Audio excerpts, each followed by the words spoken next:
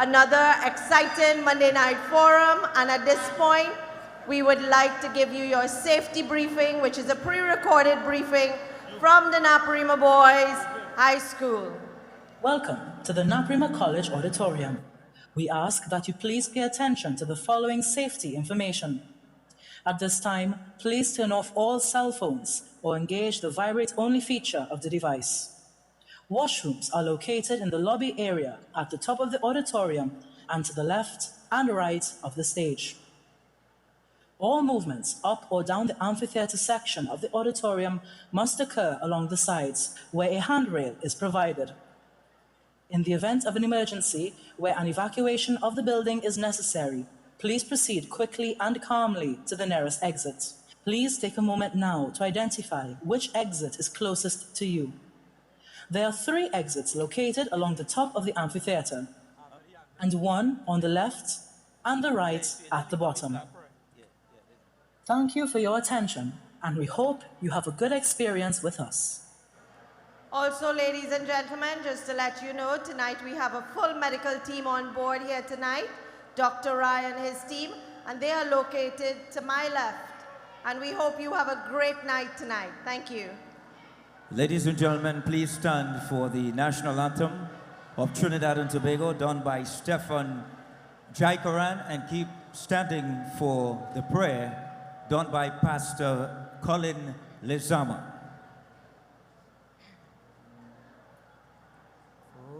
From the love of liberty, in the fires of hope and prayer, with boundless faith in our destiny, we solemnly declare. Side by side we stand, islands of the blue Caribbean Sea, this our native land, we pledge our lives to thee. Here every creed and race find an equal place, and may God bless our nation. Here every creed and race find an equal place, and may God bless our nation. Thank you.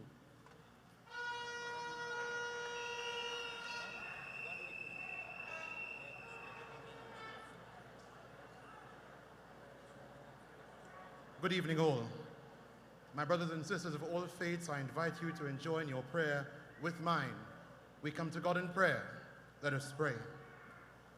Lord of every time and every place, God of integrity and truth, we pray for your guidance in this evening's forum. We come now praying for this land and this party, that you will make this a place that is open to the rainbow diversity of all peoples. We pray for our political leader, Kamla Prasad Bissessa, for all leaders and those who are called to lead in this party, from our national executive to our constituency representatives, that all may work for the common good of the members of this party and the people of Trinidad and Tobago. And even as we place our young people before you, we pray that they be given examples of fairness and honesty and truth.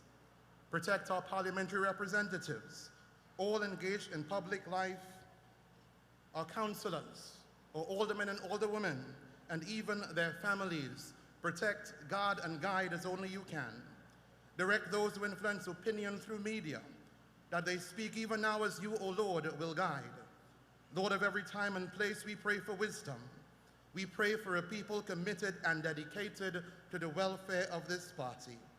We pray you make us each and all a blessing to all people. We pray, O God, you bless Trinidad and Tobago. Bless and guard the people of this nation. Bless and guard our leader and those called to lead. Bless and guard this United National Congress. In the name of our Lord Jesus Christ and the God of each our understanding, we pray. Amen.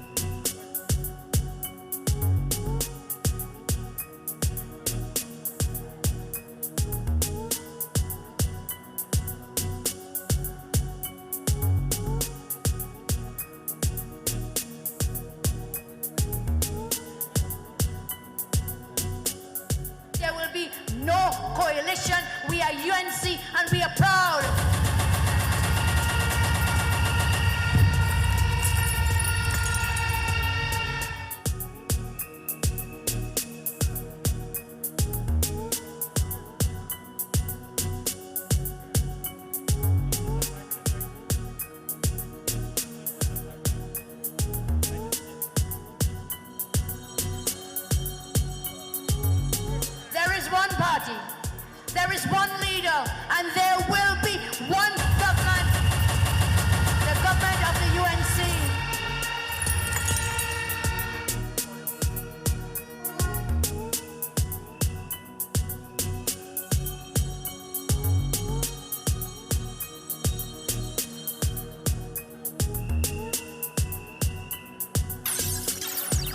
Tonight, the explosion of discontent, massive job losses, business closures, and runaway crime, all caused by the effects of government's draconian policies. Live from the constituency of San Fernando West, this is a special edition of the United National Congress Monday Night Forum and the One Corridor, One Vision platform. Tonight in San Fernando West, the people demand bread, peace, and justice. Bring down the power, now is the time. Bring down the power, now is the time. Bring down the power of the UNC.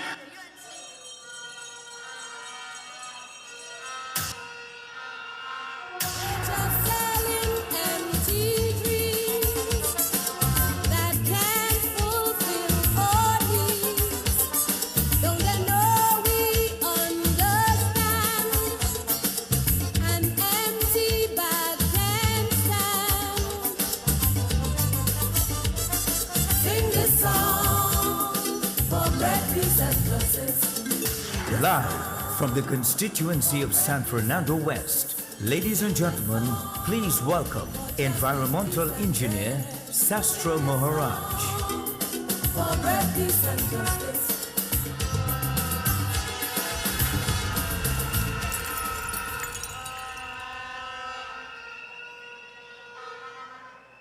A very good evening to our honorable political leader, Mrs. Kamla Prasad Bisasa. Good night. Good night to our NATEC, MPs and senators, chairmen, councillors, aldermen, media, and to you, the vibrant and beautiful people of San Fernando West, good evening. I am Shastra Maharaj, and I thank you for welcoming me and the UNC team of San Fernando West tonight.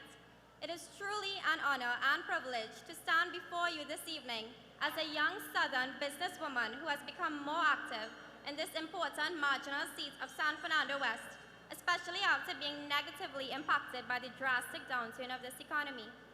Since the mayor mention of the closure of Petrotrin, my small business faced a drastic decline in sales. On the actual closure of Petrotrin, sales were suffering so badly that many of my neighboring tenants that included known business operators were forced to close their doors or heavily downsize. Personally, I experienced a terrible backlash which saw me dipping into my personal savings to stay afloat. Where is the plan to create jobs in light of this major shift in our country? From a personal standpoint, I have both my bachelor's degree in environmental engineering and postgraduate degree in project management, and left the energy sector in 2016 to open a service that was geared towards a holistically healthy experience via products and services.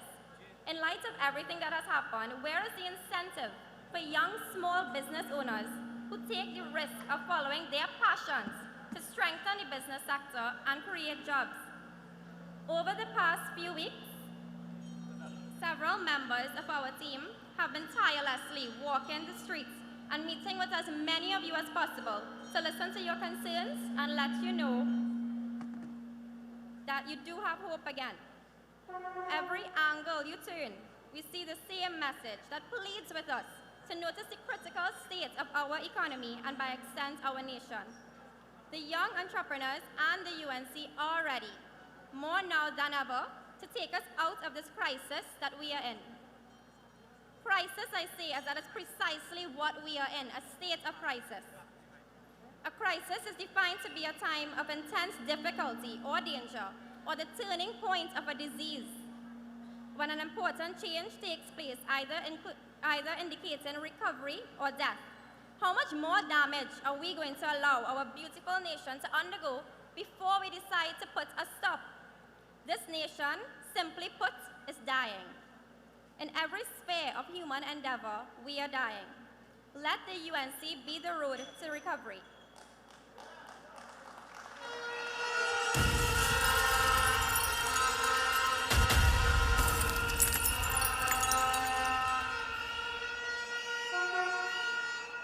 The UNC has embarked upon a new wave of politics. If you look at our team, there are so many bright and talented youth who have opted to step up and play our part. Look within the San Fernando West team and see us. Look to the Senate, you see young people representing us. If you look all the way up to our party's national executive, we can see the same. This shows that the vision of the leader in empowering youth is concurrent with her actions. The UNC has provided that space and platform for the youth, not just a political avenue to speak, but a solid platform where the voice of the youth will not be stifled because we are the future that we wish to see.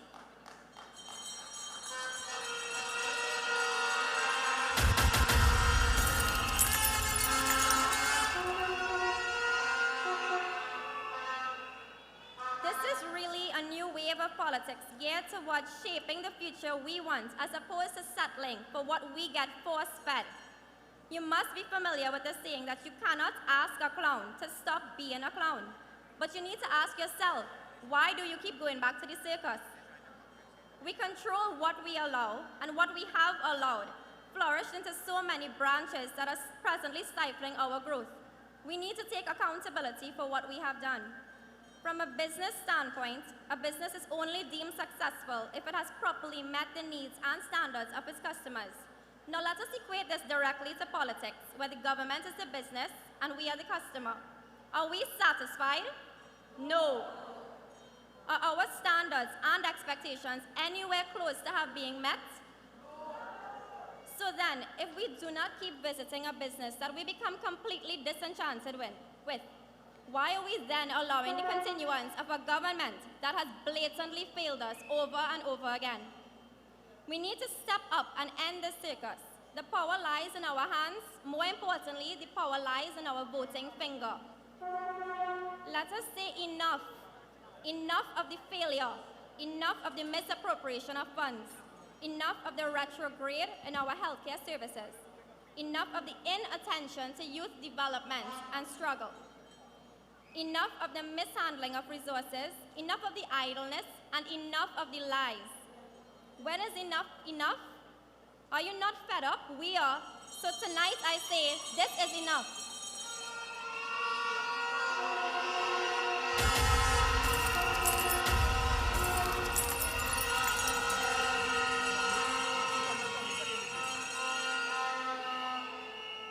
Let us re-elect a leader who has a sustainable vision for this country.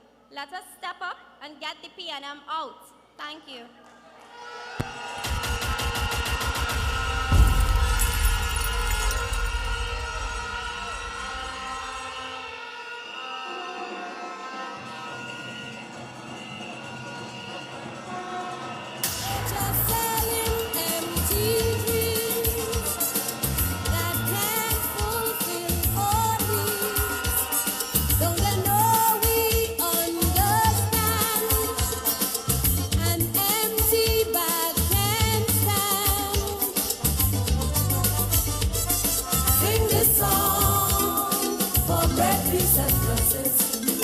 Live from the constituency of San Fernando West, ladies and gentlemen, please welcome Rishi Balramsingh. Sing this song for red peace and justice.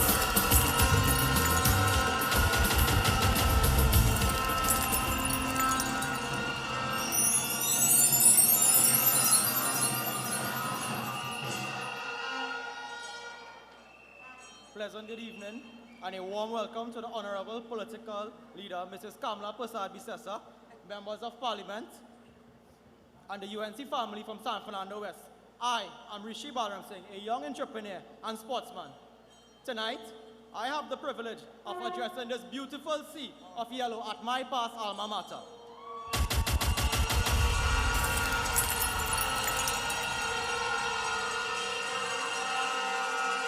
Ladies and gentlemen, when I graduated from Naparima College a few years ago, I thought I had everything figured out with respect to my life plan. upon leaving Naprima College, I attained BA Honors in Marketing Management at Anglia Ruskin University. I certified myself at the International Sports and Science Association in Fitness and Nutrition, and I recently completed studies in Criminal Psychology and Forensics.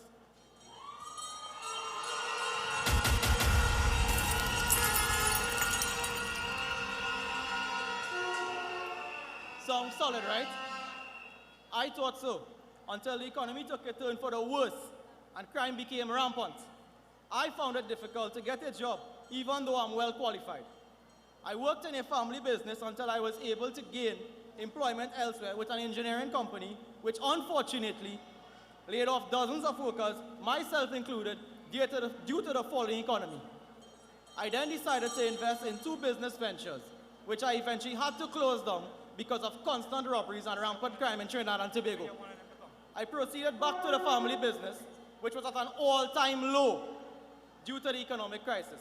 Ladies and gentlemen, there are thousands of young people like myself with MBAs, PhDs, etc., that are currently at home and jobless.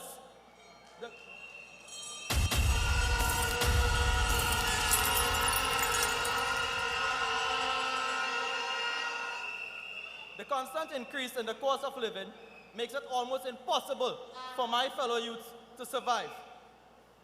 There are great athletes at San Fernando West and throughout Trinidad and Tobago that cannot be discovered because of lack of programs and opportunities for them. As part of the youth arm of San Fernando West, I encourage my fellow youths to get involved. Don't sit and wait for things to happen. Get up and make it happen. Make a difference.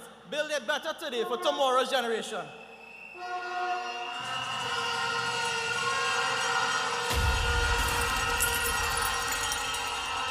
Our team at San Fernando West has been working diligently to encourage these young people to come out, give us feedback, hear their grievances, and try to give them a brighter future in these dark times.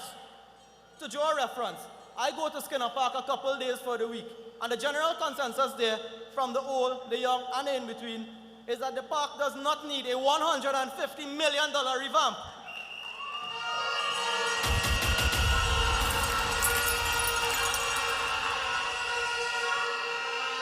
The citizens, ladies and gentlemen, are crying out for job opportunities, books, food, and beds at the hospital, just to name a few. The people are begging, not for handouts that will last just a couple days, but for some sustainable plan moving forward. Does the PNM have any plan besides blaming Kamla?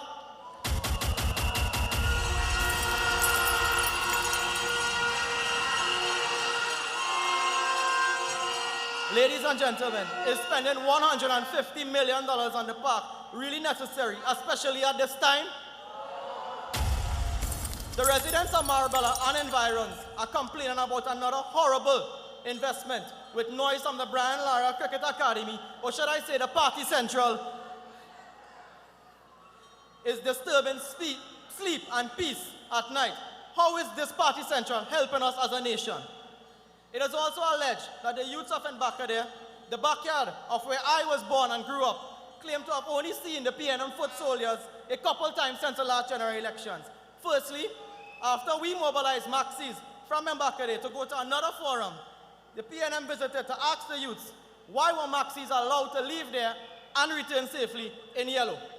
Secondly, with this Monday night forum stirring up a lot of excitement, the youths of Mbakade have alleged that the PNM has visited to give 10 days work prior to this event. Ladies and gentlemen, my fellow youths, I ask any one of you out there tonight, can you survive on just 10 days work? No.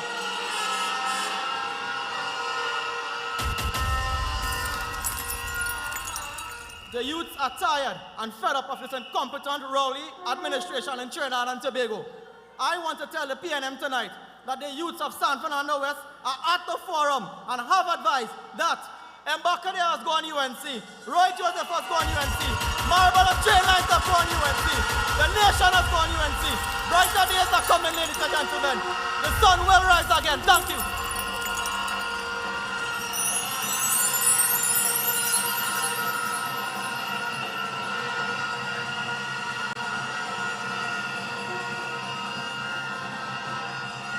That can fulfill all needs.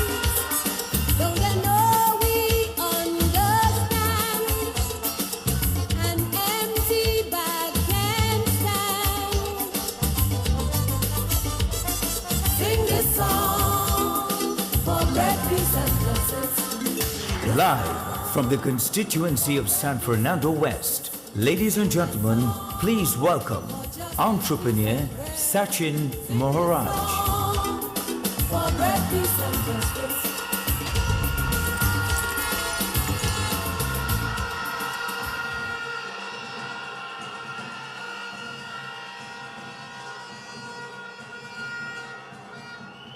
Good night, Sitaram, and Assalamu alaikum to each and every one of you here tonight. As I stand before you, I feel chills. Chills running through my body, looking at this sea of yellow that has flooded San Fernando West here tonight.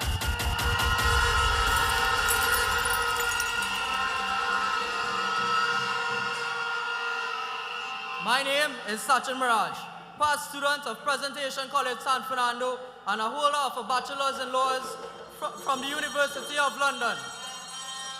I'm a youth who is not only willing to make a difference, but a youth who is working to make a difference.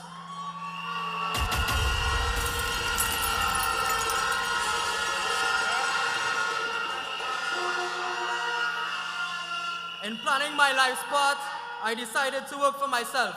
And as a young entrepreneur, I have had sleepless nights unsure of where my next meal was coming from for over 3 months, since I could have only afforded to pay rent.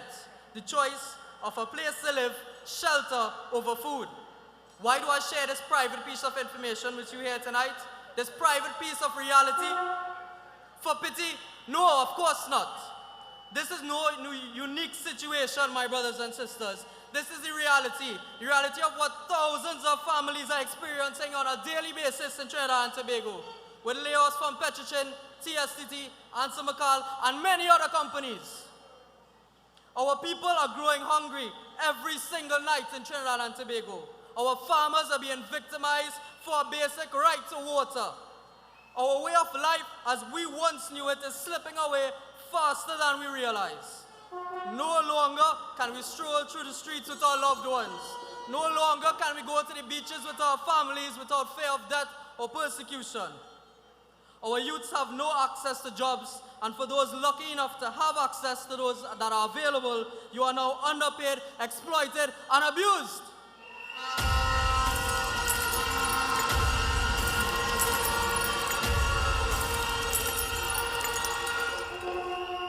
Go to school, get an education, you will get a job, they said. This is why we have thousands of youths on the couches of their parents. I say thousands of youths on their couches, educated, with nowhere to go when the day comes. Nowhere!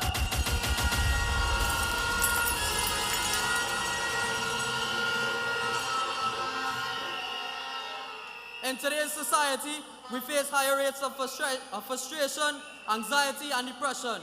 Our males aged 26 to 35 years face a 24% suicide rate and a 36% homicide rate.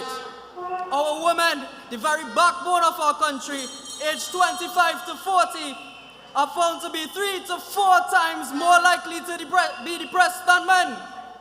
These are statistics taken from 2017. We are in 2019. Imagine how much these rates would have grown. Our men and women today face sexual harassment, domestic violence, rape, and abuse. And what has the current government done to address these issues?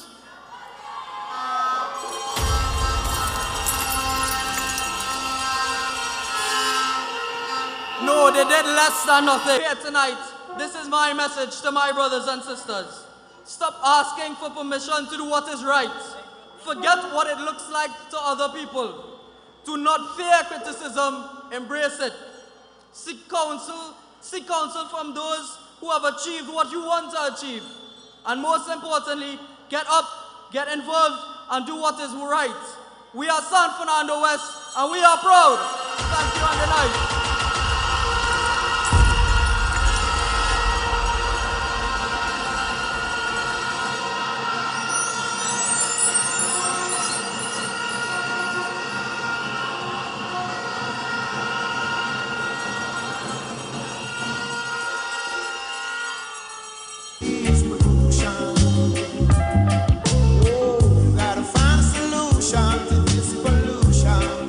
Live from the constituency of San Fernando West, ladies and gentlemen, please welcome financial analyst Ronaldo Ramkisu.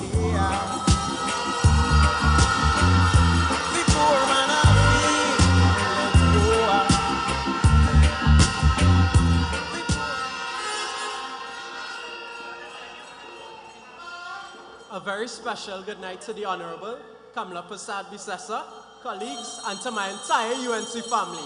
Good night, everyone.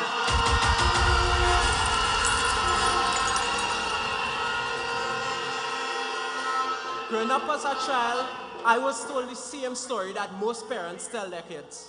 If you want to be successful in life, go to school and learn. And so I did. I studied hard, worked hard, spent nights on end trying to make something for myself, eventually accomplishing a bachelor's in economics and master's in international finance.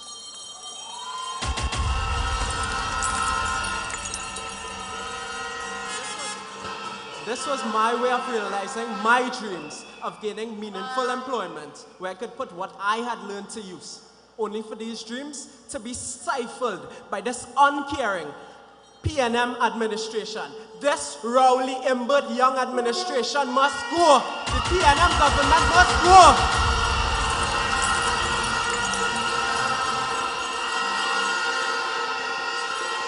There are too many young people like myself who are being laid off from jobs, actively seeking employment but cannot find any. And given that this PNM has failed to diversify the economy, there are no jobs on the PNM horizon. This PNM government must go.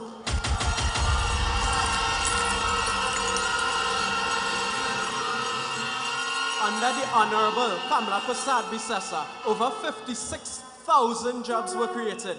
They weren't taken away from us. Many people from all sectors of the economy are being laid off as a result of the contractionary fiscal policy utilized by this PNM administration. They must go, I say. The PNM government must go.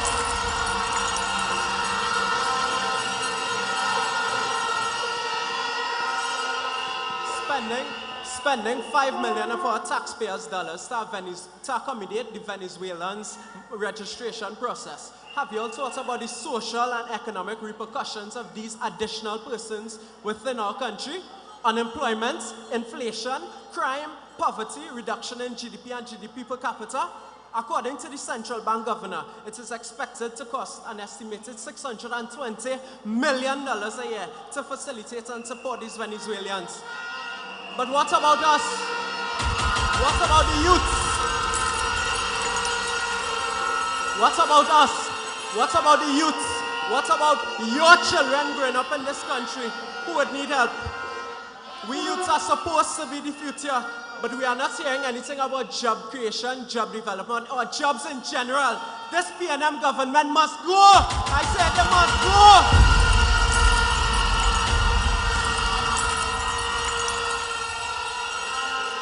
Mr. Imbert, you are talking about an economic turnaround, but what turnaround is there when the country's GDP has been steadily declining from since y'all got into office in 2015? GDP moved from $27 billion under the Honorable Kamla Prasad Bisesa in 2014 to only $22 billion in 2017 under this PNM regime.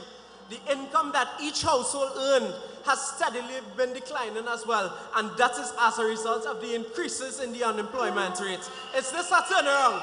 Is this a turnaround?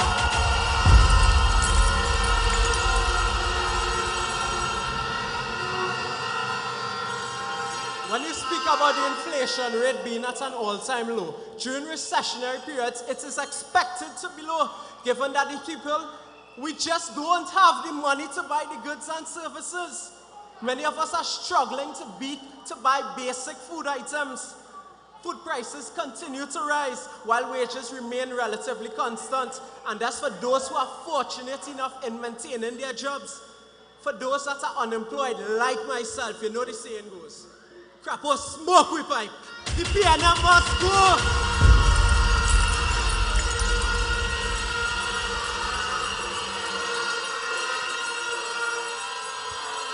When you look at super gasoline, which is the most used fuel in Trinidad and Tobago, the price moved from $3.11 per litre to $3.58, then to $3.97, then finally to $4.97.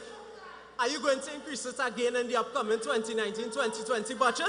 What is going on? People are already suffering as a result of these price increases.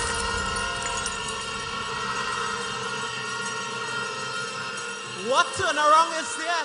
Turnaround for whom? We can't even win a play with Mark without it being taxed.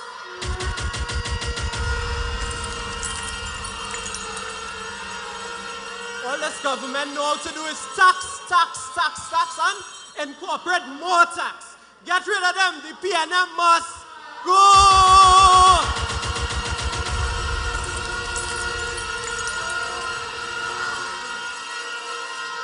Crime is another factor that this government has failed to solve. In 2015, the murder rate was 410. 2016, 463. 2017, 494. And 2018, 516. As you can see, there's an upward trend. And at this rate, this year is going, God forbid. It looks like it'll be 700 at the end of the year. April being the bloodiest month with 49 murders. This government doesn't have a clear-cut plan to solve anything. This high crime rate is as a result of the high levels of unemployment, poverty, and poor living standards that were created under this PNM government. Again, they must go. The PNM government must go.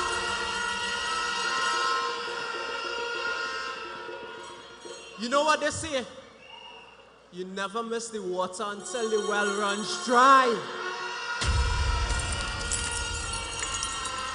Under the Honorable Kamla Persad-Bissessar, at least we had jobs. At least we were taken care of. The youths were working. We, the youths, are supposed to be the future. We are supposed to pave the way for the future generation. But how can we do that under this PNM government? It isn't even possible for us to pave the way for ourselves. With increased taxation, high levels of unemployment, rising food prices, the additional Venezuelans migrant situation, and higher levels of crime and poverty. How can we do that? It's not possible under this uncaring, unthoughtful, and as far as I'm seeing, on everything PNM government. They must go! The PNM government must go!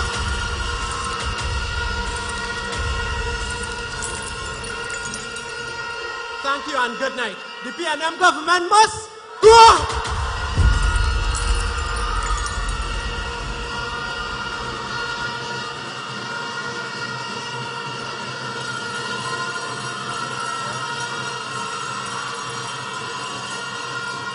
To find a solution to this evolution, yeah. Got to find a solution to this pollution. Oh, gotta find a solution to this pollution. Live from the constituency of San Fernando West, ladies and gentlemen, please welcome former Petrotrin employee Fazad Rojan.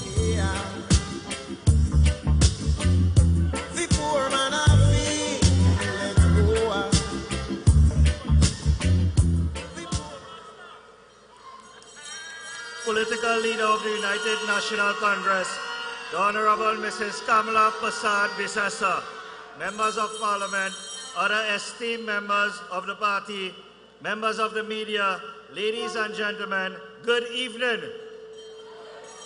My name is Fazad Rojan, a now former employee of Petrotrin. I am 41 years old with close to 20 years of service to the energy sector of this country. That's over half my life and certainly accounts of my full adult working life. My best years given not just to a company, but to my country. In 1999, I received my journeyman certificate in industrial maintenance with the Metal Industry Company and was offered a training program with the Petroleum Company of Trinidad and Tobago for a period of 4 years. As a young man now entering into the world of work, it was an opportunity of a lifetime. I vividly remembered that I started mapping out my future as anyone who had gotten this opportunity knew that with hard work, this could be the beginning of the future I dreamt of. Stability, stability, stability. Those were the words that kept running through my mind as I embarked upon this journey. In 1999, after my training was completed, I was able to secure temporary employment with Petrotrin for a period of 10 years. During that time, I was able to purchase my own home in close proximity to the company. I got married and started a family. In 2009, I attained permanent employment with the company, and with that, I felt secure in the knowledge that again, with hard work and commitment, my family and I would be set for the future. My job at Petrotrin allowed me the benefits of a medical plan, a savings plan, and a pension plan. It was reassuring to know that if at any point during the night any member of my family fell ill, that we would have access to quality medical attention. I was very grateful in 2018, July, when I was able to access the medical benefit plan and obtain a major surgery within 24 hours. In the early part of 2018, there were many rumors of the closure of Petrotrin. We, the employees, never imagined that any of us would have been told by our supervisors, sorry, but it's your last day in the office. I was faced with many unresolved questions contemplating, what will I do then? How will I be able to provide for my young family? Although I had my own home and vehicle, where would I get the money to pay the mortgages? What about the monthly bills? What about my children's education and future? School books, uniforms, groceries, any expense that comes with day-to-day living. These questions did not plague only me, but also many of my comrades, both permanent and temporary. Personally, my health deteriorated due to the stress of these unanswered questions. The major thought that replays in my mind, it should a repeat of my unfortunate medical history reoccur. What do I do? In Trinidad and Tobago, we have a highly skilled population, and the government has simply not been able to create any jobs, neither can the private enterprises, who are presently not hiring or even paying well because it's an employer's market in the energy industry globally. Then there are those like me who possess technical qualification, but I'm still unable to find a job. Any job suited for my academic qualifications and years of experience. It is a fact that the number of people who are without jobs is increasing day by day in our country. There is no doubt that our nation is grappling with the grave issue of unemployment and the mental and other health issues arising as a result. My story is not unique. There are thousands of my comrades who can echo the same chorus. I can only hope that the country hears our cry and that some urgent measures would be taken to improve the quality of life to alleviate some of these unnecessary problems that are plaguing our beautiful Twin Island Republic. Thank you not just for listening air, but for the opportunity to have had my hope renewed that someone is listening and someone is willing to help us return the productivity and dignity, which is what we all want. To work hard for our country and a safe and secure environment for our family. I believe Kamla Prasad Bisesa is the only one with a plan to bring back jobs to the country. Ladies and gentlemen, thank you and good night.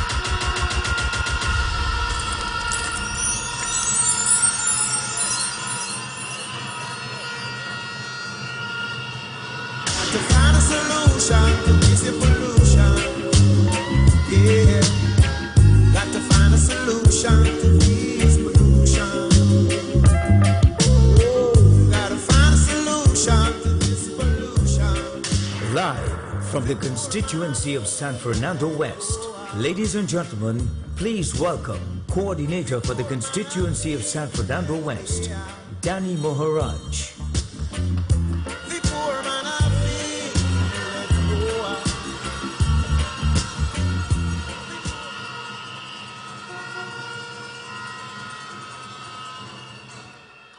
Look at people.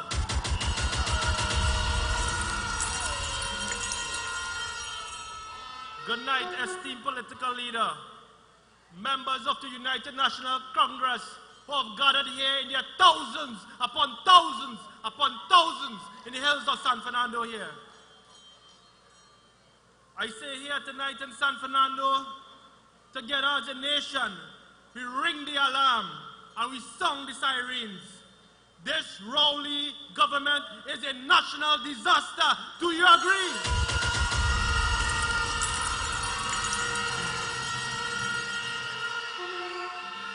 We have been walking through this constituency, listening to the issues and exchanging ideas from Sunset Cove, Bel Air, Gulview, La Romaine, through the heart of the city, to Vista Bella and Marabella. Through these walks, we have heard the story of the great magician, a man who appeared for the election in 2015 and then disappeared. They say he should be in Las Vegas with David Copperfield and Chris Angel. Constituents are searching far and wide. They have been up and down Independence Avenue 100 times. I say tonight, they beg your assistance. They are asking,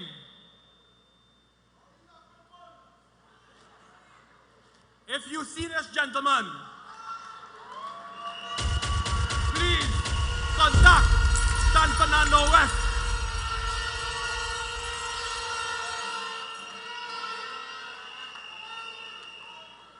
I want to say the Member of Parliament for San Fernando West has abandoned the constituency. I want to say that he has forsaken San Fernando. PNM Minister Alison West earlier this year quoted, I want to quote her, when she said, in the last couple of years, when I have driven down to San Fernando, I have been distressed by the fact that San Fernando to me seems to be turning more and more into a shanty town. This is a PNM minister that is saying this.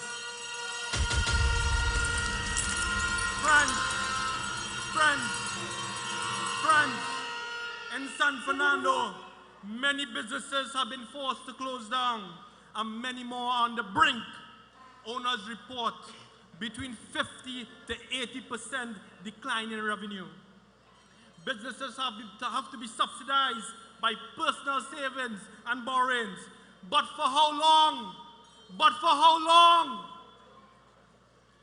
Businesses that span generations, 30, 40, 50, 60 years, are now struggling to keep their doors open.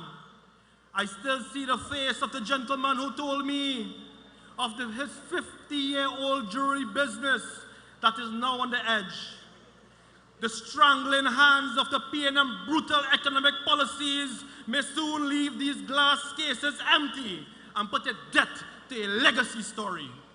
I still hear the voice of the young lady who runs a souvenir shop, a family business that was started over 36 years ago. A bright, hard-working person who wants to build upon the sweat of her parents.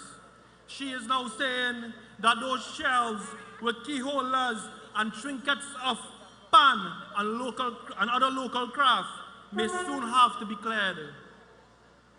People have been migrated out of the city and others are making applications. In San Fernando, crime is rampant, traffic is a nightmare, roads are dilapidated and schools are overcrowded. The San Fernando West Hospital is a horror story. Do you all agree?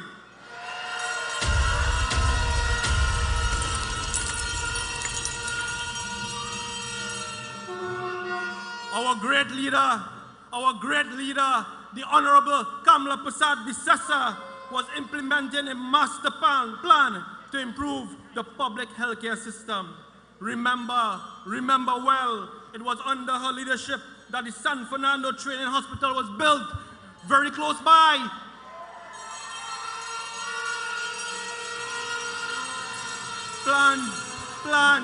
Plans were on the way for a hospital in Pinal. The Point Fortin Hospital was started. The Couva Children's Hospital was completed. Polyclinics were also being developed. This would have removed the burden that plagues the San Fernando General Hospital. I'm sure you all would agree, it is one of the worst feelings in the world to look at a loved one who is awaiting medical attention and not knowing if it is a matter of life or death, and have to wait for hours upon hours and upon hours, calling people, do you know someone? Do you know someone? Let us get attention. Never again in Trinidad and Tobago. It must be like that.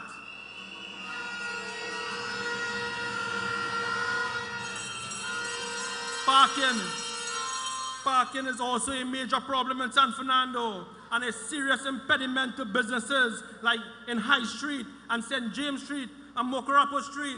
The busiest business seems to be the wrecking business. We must take action to encourage visitors and shoppers to our commerce centers. Some are suggesting a multi-story car park with a shuttle service that moves through parts of the city.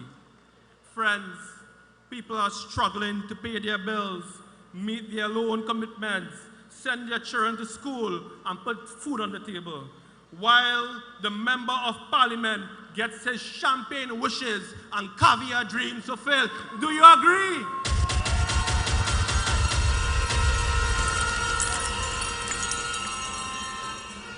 While the city is forsaken,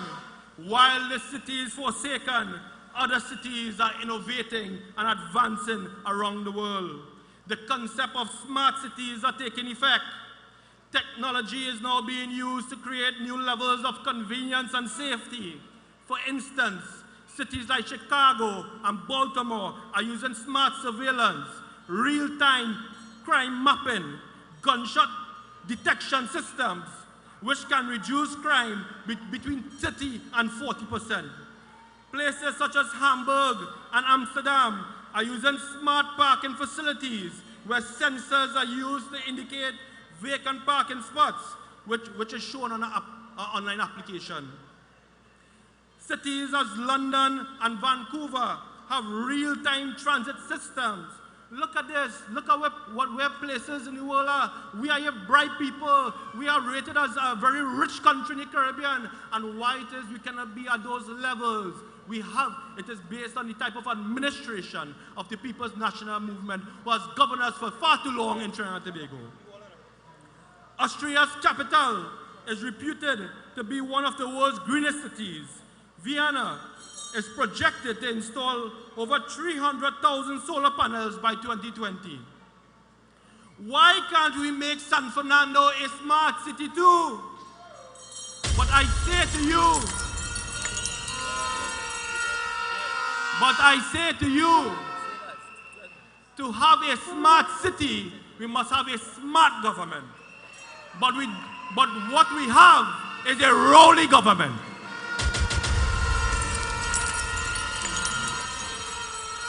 Look at what is happening in other parts of the world. And here in San Fernando, the PNM is making us jobless. They are killing our businesses and making us dodge bullets while laughing at us. They are laughing at us.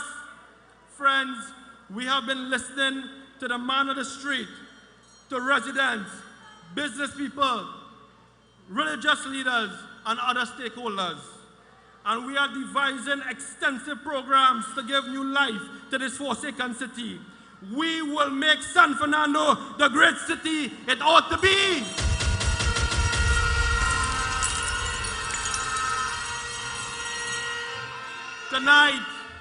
Tonight, here in San Fernando, I make a declaration here tonight in San Fernando. Tonight I say to you that we'll make the changes that are necessary. We will take the actions that are required.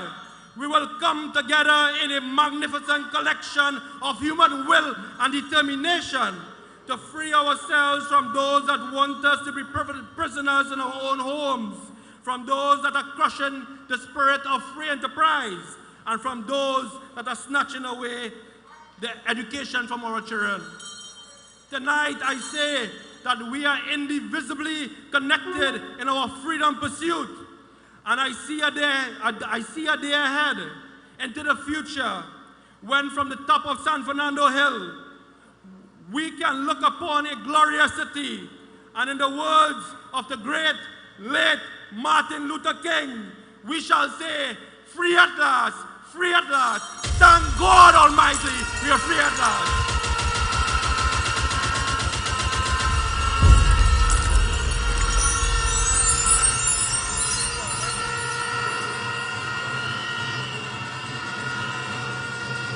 To find a solution to this pollution, yeah. Got to find a solution to this pollution. Oh, gotta find a solution to this pollution. Live from the constituency of San Fernando West, ladies and gentlemen, please welcome Attorney at Law, Sean Sobers.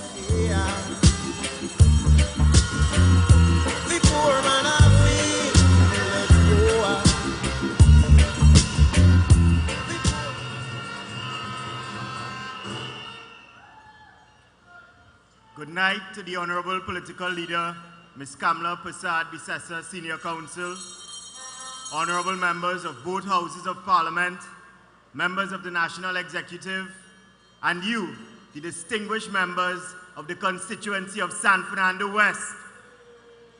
As per my introduction, I am an attorney at law, born and bred here in the city of San Fernando. I attended Presentation College, San Fernando, so it's a bit amusing standing here in Naparima College, my second choice school. But as facetious as that is, I'm here tonight to comment on this incompetent government's approach with respect to the kind of legislation being brought to the Parliament. You see, any caring administration's responsibility is to ease the suffering of its people. And what more than rampant crime and an economy that has plummeted to an all-time low has that tragic effect on us here in Trinidad and Tobago, that this wicked and incompetent administration can be quoted in every daily newspaper saying that their legislative agenda is geared towards reducing crime and easing the backlog built up in the criminal justice system and kickstarting our economy. We know that this incompetent government's failing legislative agenda has profoundly affected the poor and underprivileged youth trapped in a criminal justice system that has all but ground to a halt. Being a practitioner here in San Fernando, I can tell you what the real state of the justice system is, the great legacy of the People's National Movement. That the San Fernando Magistrates Court, just a stone's throw away, that building is no more. It has been closed for over 2 years, reduced to a shanty structure with a tarpaulin adorning its rooftop. That the same San Fernando Magistrates Court has been operating on a shift system with the San Fernando Supreme Court. And here I was thinking that we got rid of this junior secondary shift system. But that's just like the PNM to regress and not progress.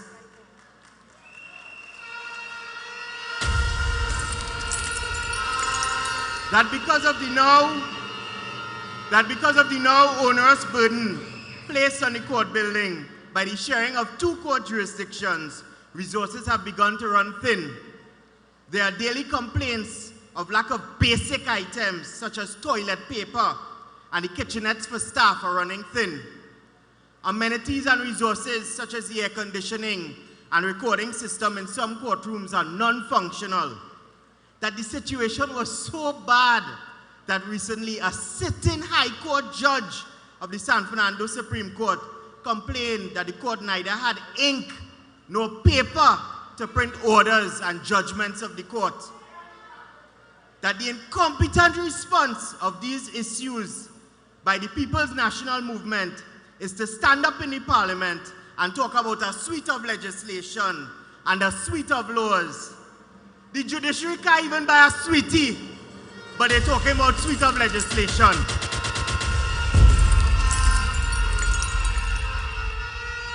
But we the people in San Fernando West, like the rest of Trinidad and Tobago, know all this talk about legislation and its effect are a bunch of bold-faced lies, fables told to children, What a shameless bunch of people they are.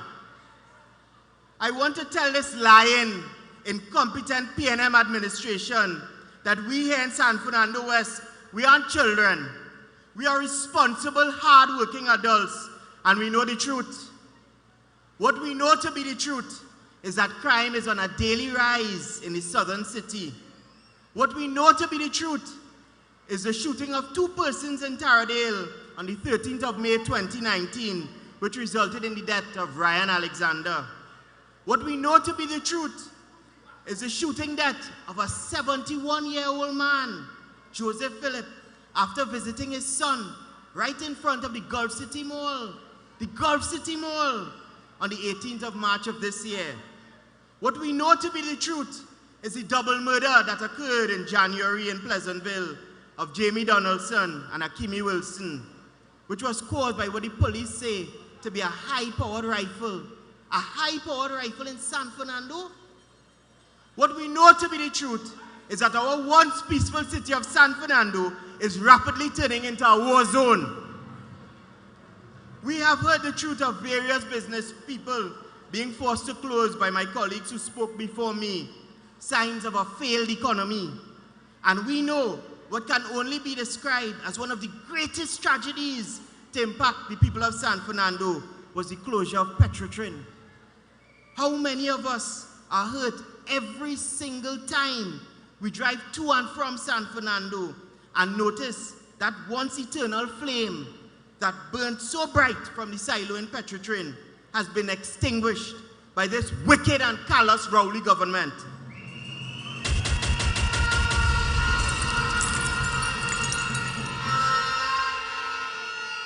I stand before you, a proud son of San Fernando, having been born right up the road in the San Fernando General Hospital. Went to preschool right across the road on Sutton Street at Sacred Heart Montessori. Attended primary school a stone's throw away on Harris Street at St. Paul's Anglican Primary. And then secondary school on a hill quite like this, located on Carib Street at Presentation College. I know and love this city because by testament, it's the first city I know. A city that their own Allison West degraded by calling it a shanty town. A shanty town due to their thoughtless decision and their self-serving deals. And then they mock us and call our home a shanty town. Well, I tell you, because of their callousness and incompetence, the PNM administration must never see the corridors of power in San Fernando again for the destruction they caused.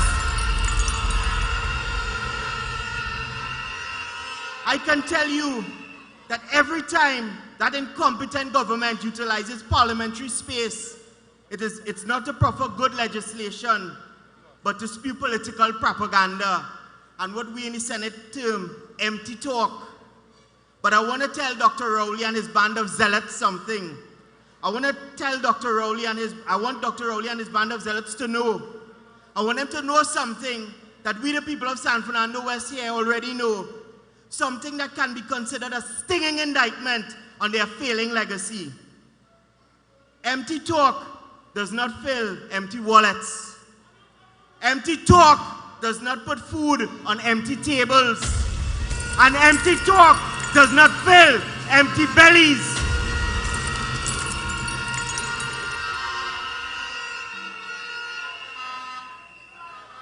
This runaway crime, failed criminal justice system, and crumbled economy may seem hopeless, but alas, my friends, it's not. The hope for a better tomorrow is lodged inside of us all. It just has to manifest itself, and it can do so in the only political party that is people-centered and truly future-driven. It can do so with the United National Congress.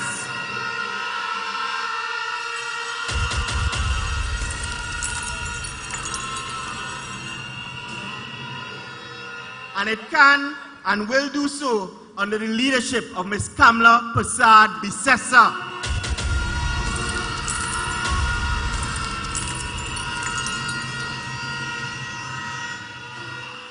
My friends, I tell you, dark times of which we are in are not foreign to this country. But it is within these dark times that we must truly dig deep and find that political will to win. Before I leave, I would like to leave you with a quote from Mr. Edward Everett Hale. And this quote was passed on to me by none other than the political leader herself in one of the many conversations that I've had with her. But in this first conversation, I had a flurry of questions to ask with respect to all that has been transcended upon this country. What plan? What are we going to do? And she told me a plethora of things to fix this situation. And I was bewildered, and I wanted to know, how could this one woman, this one leader, be able to change this situation?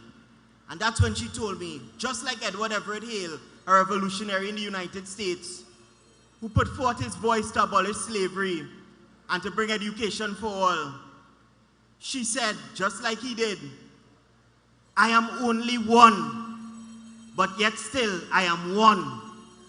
I cannot do everything, but still I can do something. And because I cannot do everything, I will not refuse to do the something that I can do. That something that you can do is whenever the election bell is tolled, make your way down to the election booth and vote the United National Congress and restore peace and harmony to all. Ladies and gentlemen, the political leader is here. Please stand and let's welcome the political leader of the United National Congress. So keep it up, quench my desire, and I'll be at your side forevermore. You know your love, keep on lifting me higher, higher, higher. I say your love, keep on lifting me higher, higher. Listen, now once I was downhearted. This is our biggest woman in history. Was my closest friend, but then you came and you soon departed, and you know he never showed his face again. That's why your love keep on lifting me higher, higher, higher. I say your love keep on lifting me higher, higher.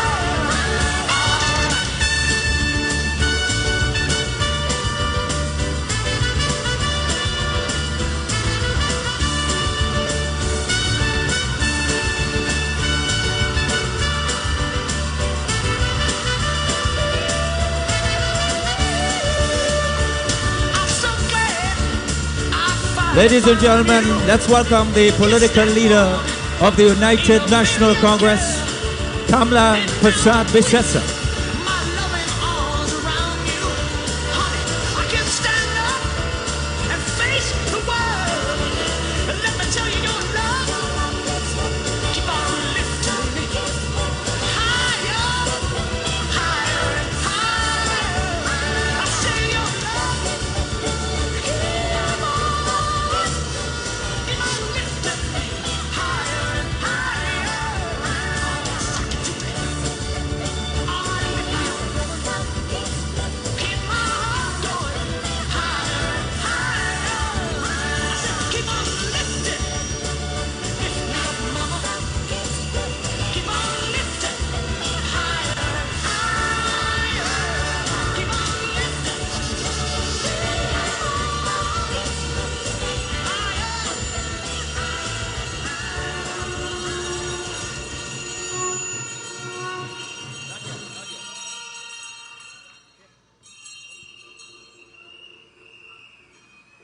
Let's welcome the political leader of the United National Congress, Kamla Persad-Bissessar.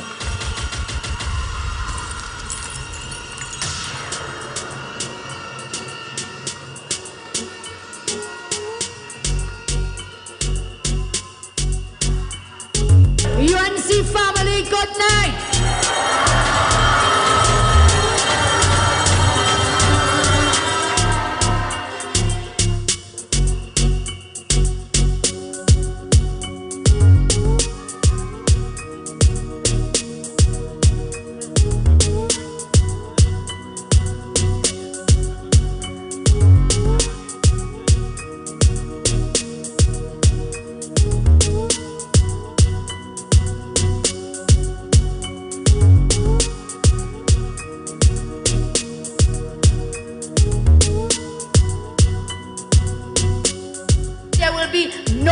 coalition. We are UNC and we are proud.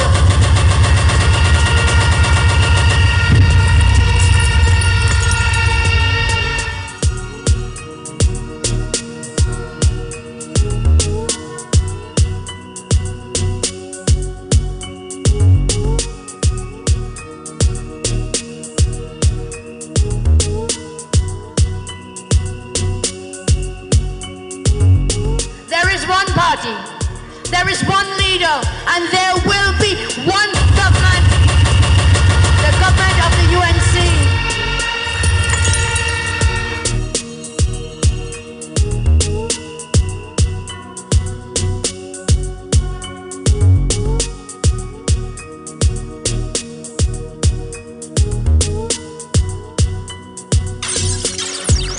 Tonight, the explosion of discontent, massive job losses, business closures, and runaway crime, all caused by the effects of government's draconian policies.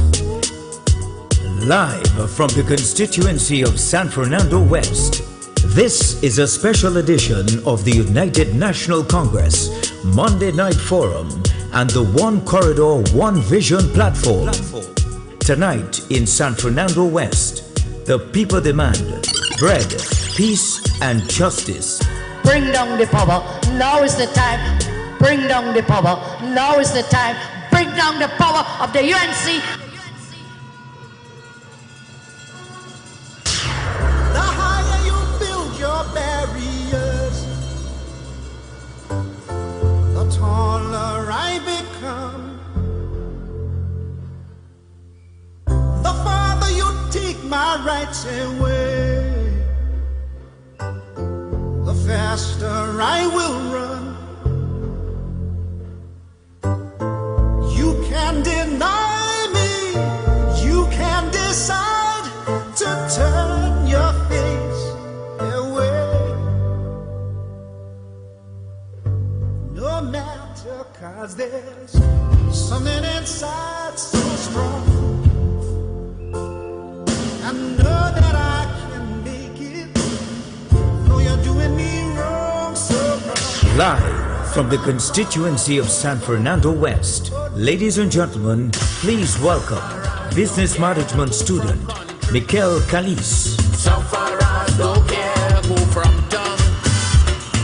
Sufferers only want to hear where the next food coming from.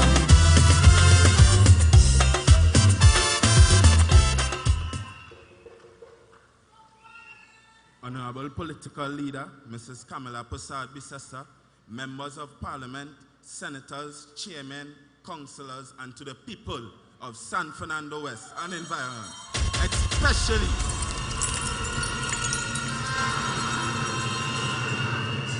especially my people from the train line in the district of Marbella West, members of the media, make some noise.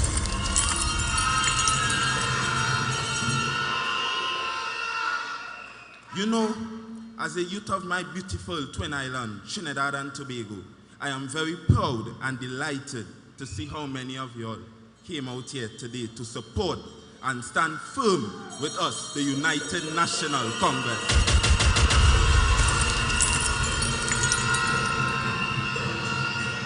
Standing firm to make a positive change in this country. I will give a brief history about myself. My name is Mikel Kalis. I am 19 years of age, born and grew up in Marbella on the train line and Seaview Drive.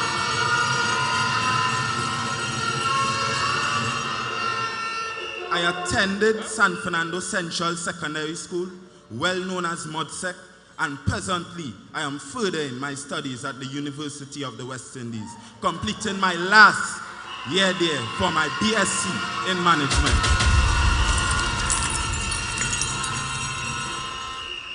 I am a son of a distinguished man of the people, Mr. Junior Kalis, the grandson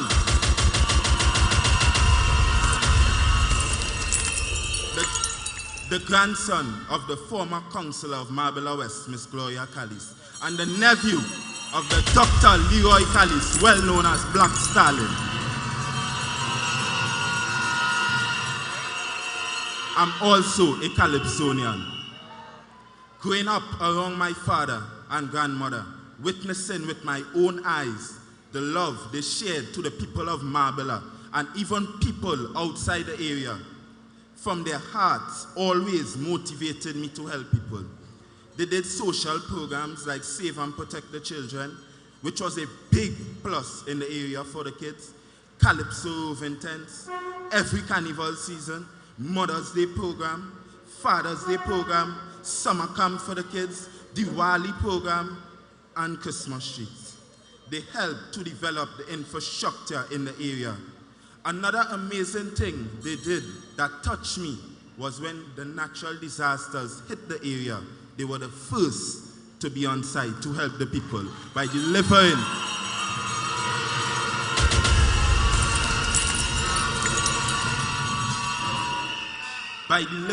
mattress, hampers, household items, etc., just to make sure the people are comfortable. They worked with the Lions Club, went into schools and distributed stationery to the children who were less fortunate. They held sporting activities for the children so they would not stray and get themselves into trouble. My grandmother and my dad brought famous artists into the area to perform and uplift the train line image like Jupiter, Trinidad Rio, Lady Gypsy, All-Rounder, and not forgetting the Hoop of Life basketball competition. I must thank the UNC government for paving the Marbella train line, providing the area with proper box trains, street lights, the leisure park, and so many other amenities which improve the quality of life for the people. As a young man from the train line, if given the opportunity, I am ready and willing to take up the responsibilities where my grandmother left off in improving Marbella West.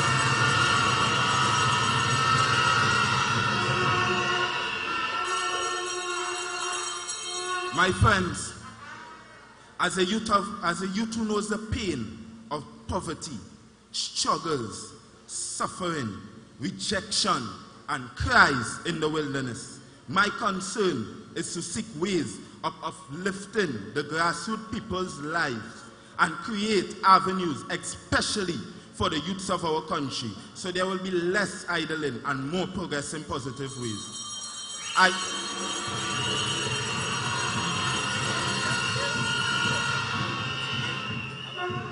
I always say the youths are more precious than oil, and by not showing us love, proper appreciation, and attention in this place where we live, it forms a bad connection between the system and the youth, and that is where crime mainly starts. Mistakes are sometimes, but the youths need the encouragement to rise up and try again, no matter what consequences they find themselves. My friends, you may have heard of a situation that took place on the train line in Marbella about a year ago. One of my personal friends, a brother to mine, got shot on his birthday. Not any normal day, but on his birthday. R.I.P. Noah Simmons. He was only 16 years old. He was a brother by another mother. That youth was a very ambitious young man with a lot of potential to strive and achieve his goals in life in the field of football. He was on the verge of representing the country by portraying his talent out there, and to be a dead person now. He had a dream, a $1 million dream that he lost because of a bullet to his chest. My young brothers and sisters, what you think about that? An innocent youth who woke up on his birthday to get a bullet to his chest? This incident shows us that we need to open our eyes and watch a bigger picture. We believe the people in authority in this country have no heart for the people in the ghetto, and that places a rage in the heart of the youths in the ghetto who find themselves going in the wrong direction. We need a change. People, we need a change.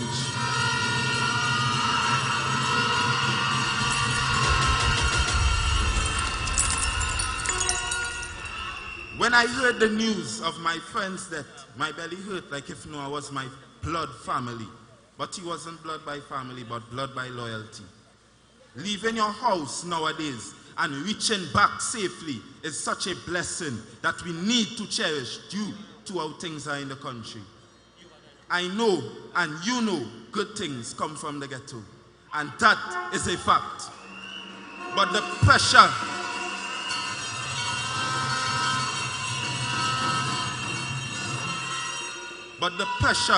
people from underground has to go through just to be successful in life is very hard. When the present government isn't assisting their own people underground to become who they want to become. And that is what makes the area look bad.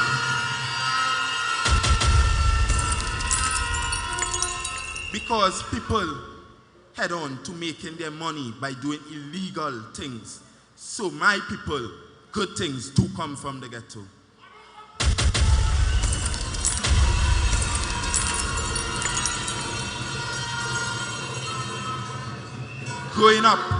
Growing up, I always admired one of my cousins, Jamal, because he stood firm and strong to reach where he is today. My auntie always talked to me and told me how hard he had it to grow up. She was unemployed, and on many occasions she had to dress him for school and walk out in the front and wait on someone to walk down the line just to give him money to go to school. And he stayed focused and fight the battle to become a successful young man today. From hard times to good times. He is doing well. He is doing well at this present time. So just how we could do it, others can. But the way the country is running now, the youth still need a little encouragement just to become like Jamal. When the United National Congress was in power, everyone used to have a bird on their table. And now everything collapsed.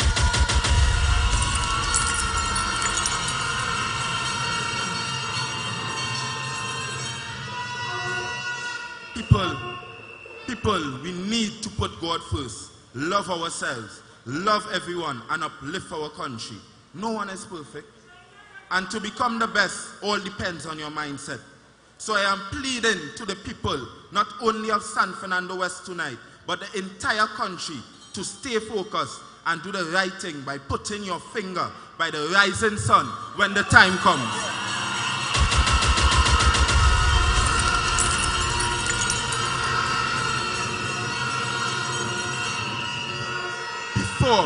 Before I leave here tonight, I have a personal message to the PNM. I want them to know, we here, we in the face, and we ready for peace.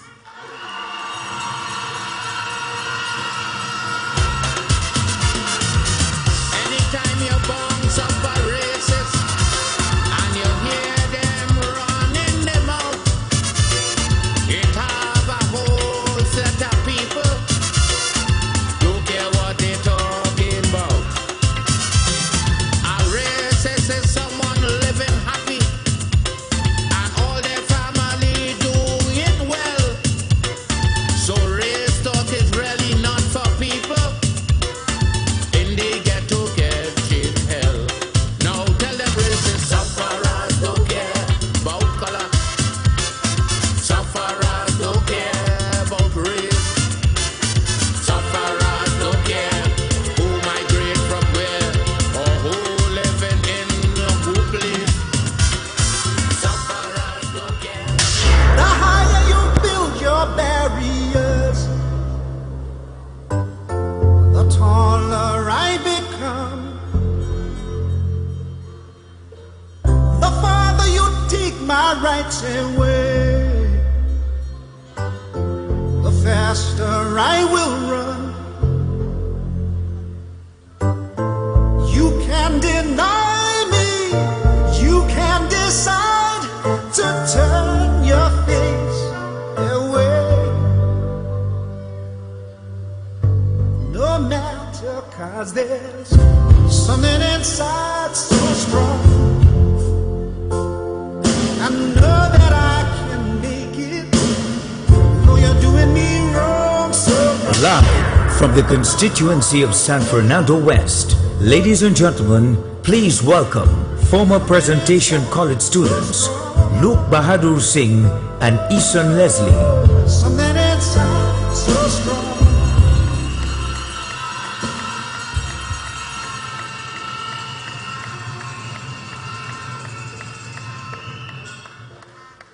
Honorable Leader of the Opposition, Mrs. Kamla Persad Bissessar, Members of Parliament, Senators, Councillors, ladies and gentlemen, I must say what a pleasure it is to see this massive crowd here tonight.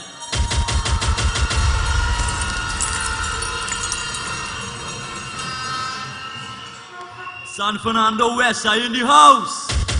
One. Some noise, make some noise. My name is Luke Bahadur Singh, and I am UNC, and I am proud.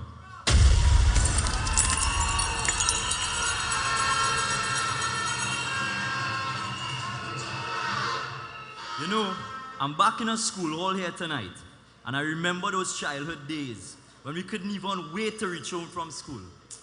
Boy, we didn't even want to go on bed, just ready to jump on our bikes and ride down to the fields where we'd play football and cricket until the sun went down. And whenever the coast was clear, we'd climb Uncle Winston mango trees, sometimes spending a good 2 to 3 hours up there, eating until our bellies ready to burst. The only worry we had in those days was if when we got home and couldn't finish the food mommy cooked, it's curtailed for sure, as she don't know what went on. And whenever our elders in the neighborhood had chores to do, bet your bottom dollar you find yourself there to help, otherwise again, curtailed. These interactions with our elders instill the values needed for our upbringing. Those were the days, our childhood, free, safe, and carefree. Working hard in school to make sure we would get good passes and then good jobs. But those days are now gone. Those days of our childhood dreams, hopes, and wishes ended on September 7, 2015.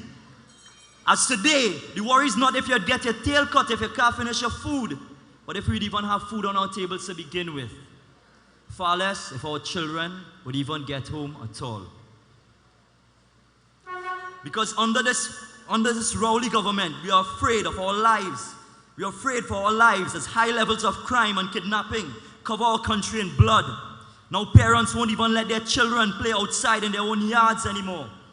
You can hear stories every day of the increase in school violence. Teachers, pupils getting attacked, stabbed, some even shot. Before, we could have looked at a youth doing something wrong and corrected them. Now, you just can't. This government is destroying the very social fabric, discipline, of respect, of dignity. We look to them as exemplars, and this Rowley government, they have none. None, none, none. So this rise in crime rate directly gives credence to the concept of the entire village raising a child. And it also directly affects the morals, values, principles, and characteristics of the individuals that make up our country and society on the whole. These same individuals are the ones more likely to get into that addictive, delinquent, and bad boy path of drug abuse, dropping out of school, and hustling on the blocks, then perhaps picking up a gun. And not to mention, they are more likely to lose their lives before the age of 25. These are the young people who they refer to as pests, criminals, and monsters. Us, that's how they talk about us. Take, for example, the current state of the technical vocational programs in the country. Since this regime came into power, they basically destroyed the viability of these programs and the main reason these programs were implemented in the first place. In some instances, it provided opportunities for young persons who came from broken homes, who lived a life of poverty to the point they had to drop out from school to work and help in the household. And for those who didn't have that support base to further and excel academically, who would have been pretty limited to jobs due to their lack of qualifications, and would have been more susceptible to gangs and criminal activity on the whole. But they took all that away from us. Under the UNC administration, they implemented stipends as incentives for these young persons to come out from the shadows, better themselves, and gain a skill which would easily qualify them for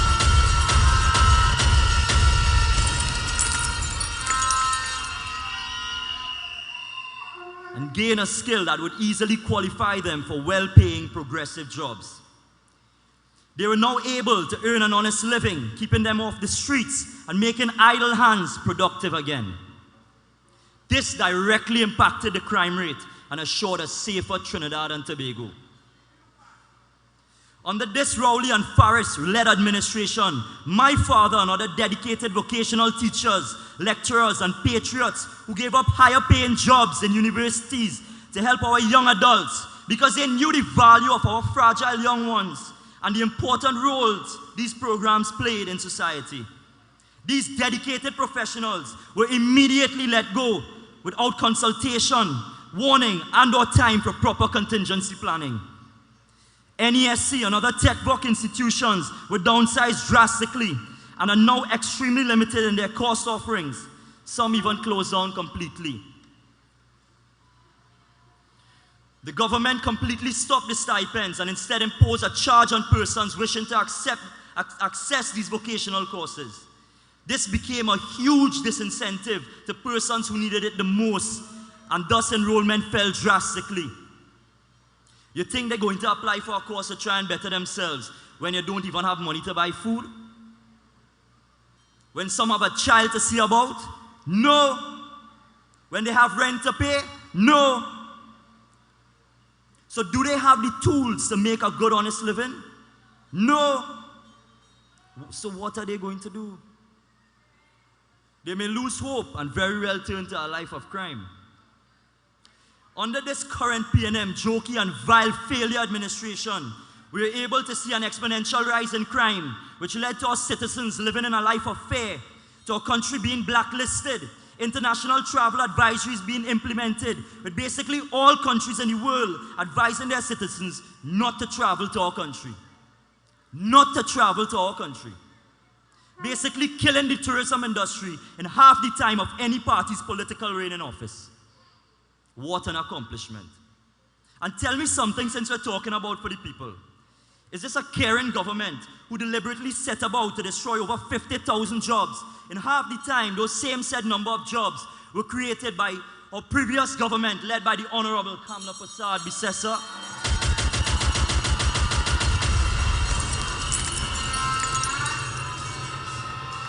They cannot deny that.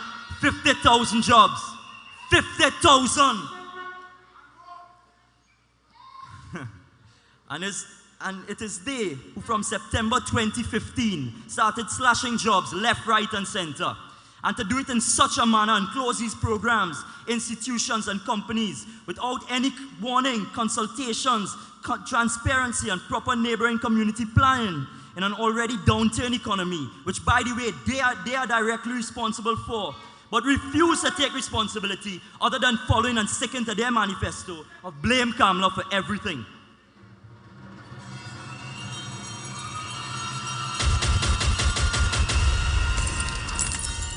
Ladies and gentlemen, let's take, for example, Petrotrin, the pride and joy of San Fernando West and South on the whole, the backbone of our country.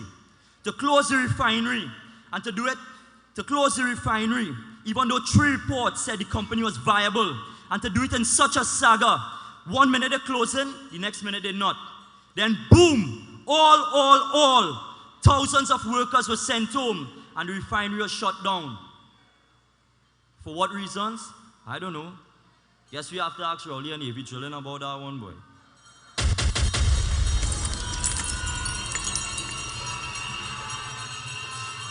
Where the $100 million are the best friend thief? Where? Who getting locked up? But to toy with workers who are patriots of this country mentally and in the manner they did, what about those who have mortgages to pay, loans they took, and a family to feed and take care of? Take, for example, my good childhood friend, Isan Leslie. Isan is right here on stage with me. Son, come. Come, Isan.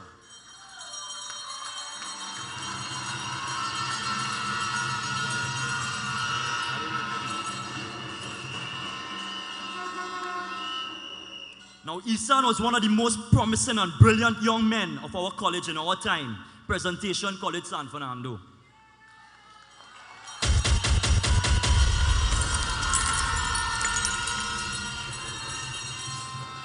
He was in UE not too long ago. Isan, what were you studying? Tell the crowd. Communication studies and environmental science. Look at that. Communication studies and environmental sciences, a double major. And because of that toying with their workers and that lack of consultation and planning, Isan's father was one of the all was immediately let go. And with 7 children, their situation went from food on the table to no food at all. And Isan was forced into survival mode. He had to leave school. Notwithstanding that if the government had continued with the robust social intervention programs, my friend would probably still be on the fast track to success. However, he has faced his share of challenges, and this promise is now under threat because Isan has faced some tough choices and he has made some mistakes in life. Is that what this government is doing to our young people? I am frightened for my friend as I see he has become a shell of himself and is slipping away through the cracks. But ladies and gentlemen, there's reason to have hope, to have courage, to believe in our national motto that once again, together we will aspire and together we will achieve.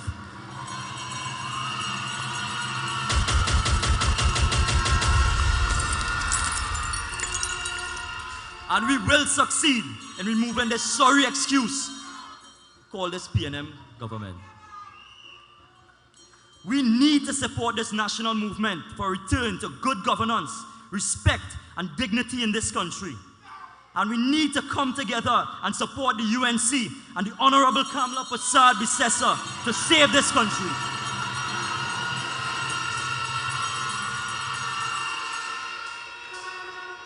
A government of Kamla Persad-Bissessar will ensure persons such as Isan again has access to gate, where they would not have to make the choice of pursuing an education or food on the table. He will have access to proper health care, social intervention programs, restitution, and again rekindle that fire of hope to make a contribution to this society. That is why tonight I urge you to ensure Kamla Persad-Bissessar is the next Prime Minister of Trinidad and Tobago.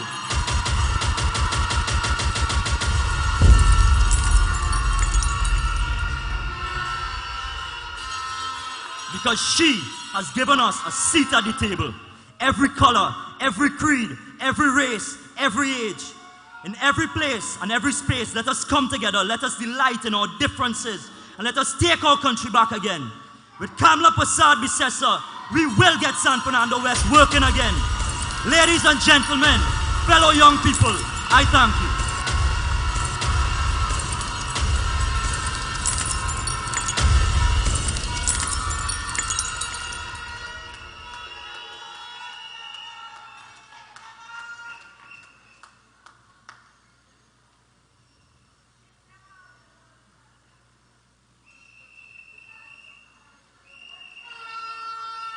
Honorable Leader of the Opposition, Mrs. Kamla Persad-Bissessar, members of the Parliament, fellow colleagues, ladies and gentlemen of San Fernando West, good evening, everybody!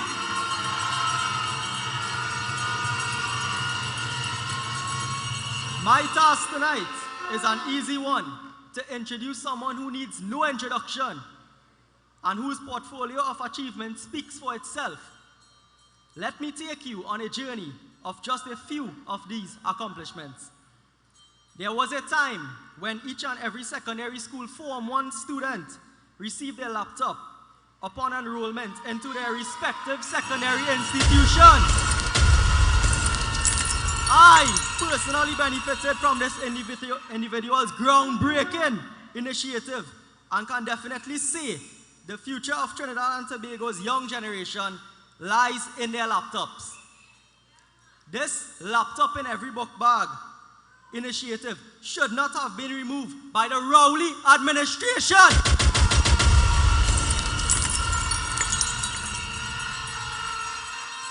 This person also worked diligently as Prime Minister of Trinidad and Tobago to create over 56,000 jobs.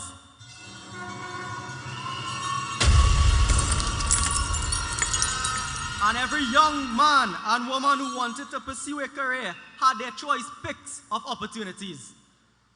This visionary spearheaded the repurposing of the San Fernando Teaching Hospital and the construction of a brand new yet unused children's hospital in Cuba, single-handedly attempting to revamp the healthcare system in our country. So no child, no senior citizen, and no citizen of Trinidad and Tobago would have to wait 72 hours on the corridors of hospitals for a bed.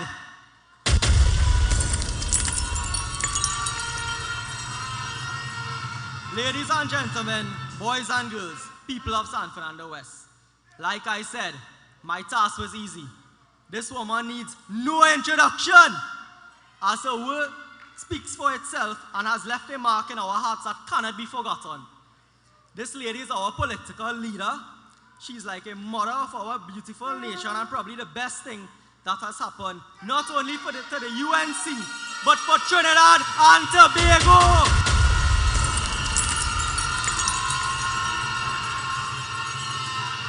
Please, put your hands together and stand in helping me in the warm welcoming of the Honorable Mrs.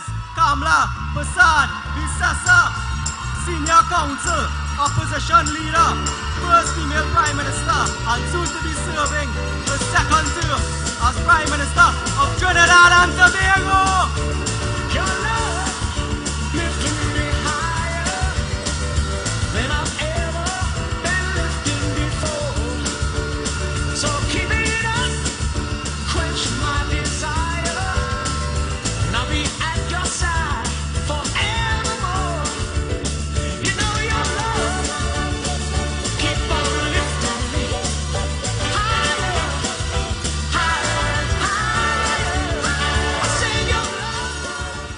Thank you all very much. Thank you. Thank you.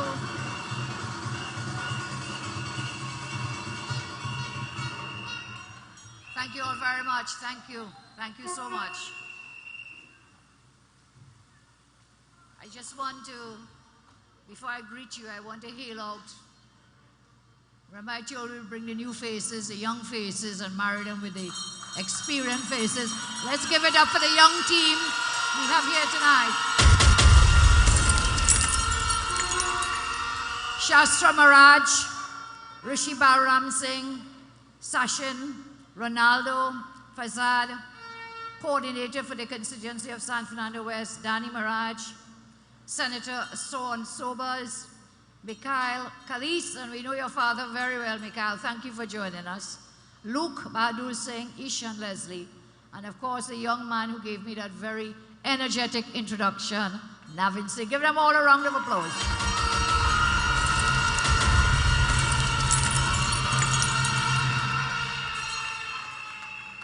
So, UNC posse, UNC family. I think this is like a San Fernando massive, so can we give San Fernando a round of applause?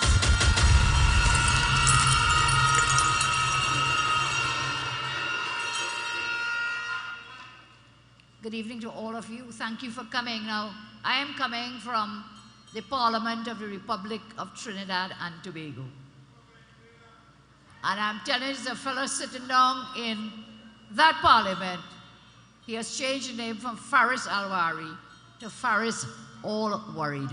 Very worried.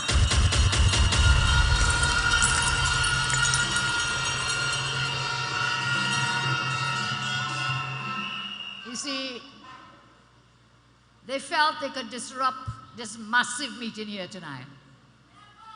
On Friday, they suddenly found 2 bills and told us we were coming on Monday to debate those 2 bills. So they thought they caught us flat-footed because we weren't prepared, but we have a good team up to last night. Senator Saddam, Senator Sean Sobers, and some of the other lawyers were there with me Saturday and again last night preparing for the work. So all this paper was the work I prepared to deliver in the Parliament today. But you see,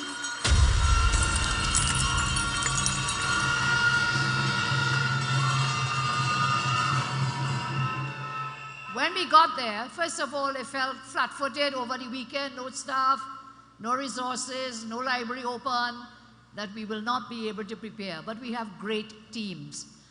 And so I had to make a decision this evening whether to stay in the Parliament or whether to come and be with you, the people here tonight. And I chose to be with you.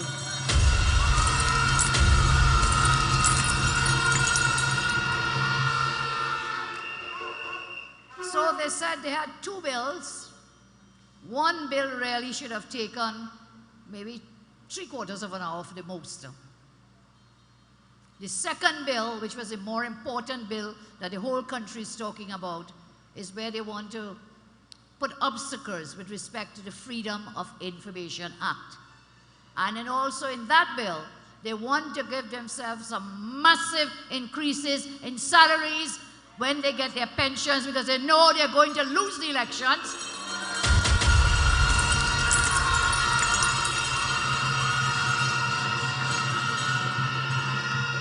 So what's the hurry, we asked them? What's the hurry? What's the hurry to pass those two things, bring it Friday for the first time, and say, come Monday to debate it? You know, when I left, they were just filibustering on the first bill that should have taken 45 minutes. We went there from 1:30, I sat there, and I left at something after 7. They were still filibustering with the first bill. And I just spoke with Chief Whip. I said, Chief Whip David Lee, you know, they're still filibustering with the first bill, and now we are at 8:30. So 1:30, 2:30, 3:30, 4:30, 5:30, 6:30, 7:30, 7 hours wasting time in Parliament. Kicks in Parliament, as they say. Just wasting time when people wanted and are still queued in to hear what they want to do with freedom of information and what are the increases they are attempting to give themselves. So I told you I made that decision. I'll come down here, and if they're still up there, when we're done here, I'll go back up there. I'll go back.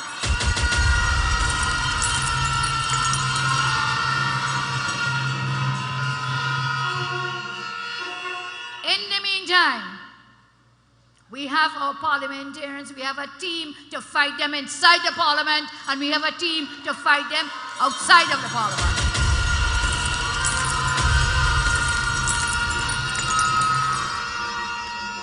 From the crowd I see here tonight, I think that the team in San Fernando West and environs, they are ready to send an eviction notice to Faris Alwari.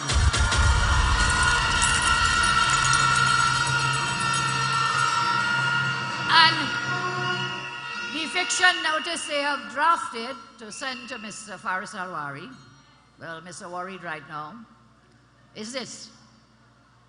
Dear Faris, you have done nothing for the people in San Fernando West.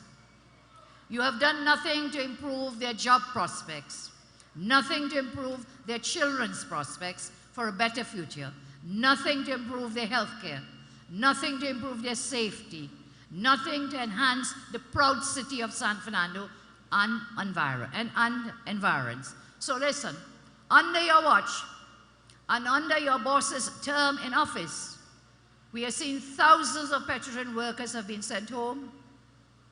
We are seeing equipment malfunction in the hospital, sick people lying on the floor, they can't get a bed, no medicine.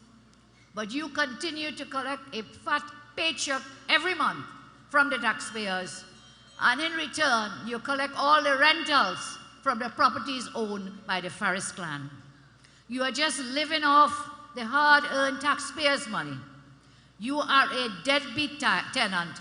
Pack up your bags and go, Faris.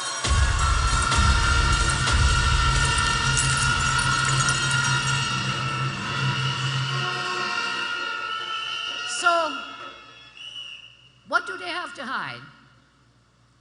Or what are they trying to hide? And that's what I will have talked about there. I'll talk to you tonight.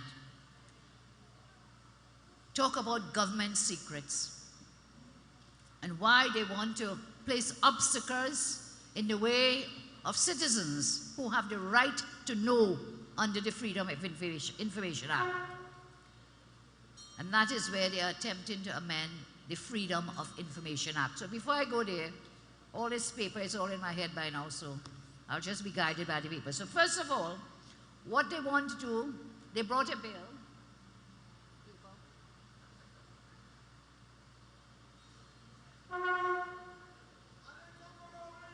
They bring a bill in which they're seeking to amend several pieces of legislation. It is called a Miscellaneous Tax Amnesty, Pensions, Freedom of Information, National Insurance, Central Bank, and Non-Profit Organizations Bill. So first of all, it's a total hodgepodge, mishmash, kalaloo, pila, what you want to call it. They throw everything, including the kitchen sink, into this bill to take care of themselves. Everything in it. And then, God is always great. When I'm doing the preparations, the bill fell on the floor, and when I tried to pick it up, it was open onto page 8 of the bill. And you know what page 8 says? Page 8 says, I confirm and certify this is a money bill, Speaker. Then they have another one, I confirm the above, President of the Senate.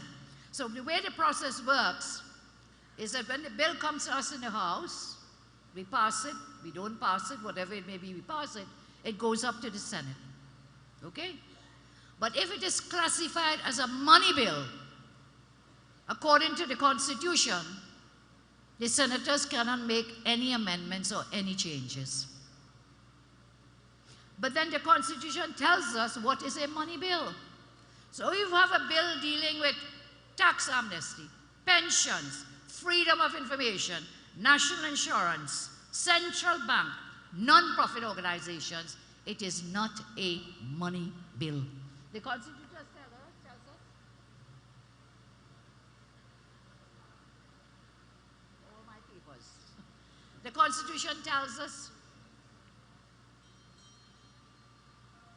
clearly what is a money bill. And it tells us at section 64 and 66 of the Constitution. Okay? What does it say? You remember, this is the Bible of our nation, huh? This is the supreme law of Trinidad and Tobago, the Constitution. 66 tells us this. In relation to sections 63, 64, and 65, money bill means a public bill which, in the opinion of the Speaker, contains only provisions dealing with any of the following matters. Only, keep the word only. The imposition, repeal, remission, alteration, or regulation of taxation, imposition for payment of debt, the grant of money to the state, the appropriation, receipt, custody, investment, issue, audit of accounts of public money, raising or guarantee, again, of a loan, subordinated matters. Tell me how freedom of information falls under only any of these matters. In fact, freedom of information has nothing whatsoever to do with a money bill. Nothing. So, that incompetent Attorney General, today in the Parliament, MP Ronnie Charles was saying, you know, look, what you're all doing in this bill, number one, you could just pay a 2x4 lawyer and they'll get it done in a week. You took 3 years to do it. And Farris said, okay, we'll pay Saparia. Well, Farris, I prefer be a 2x4 lawyer than be an incompetent lawyer as you are. I prefer to do that.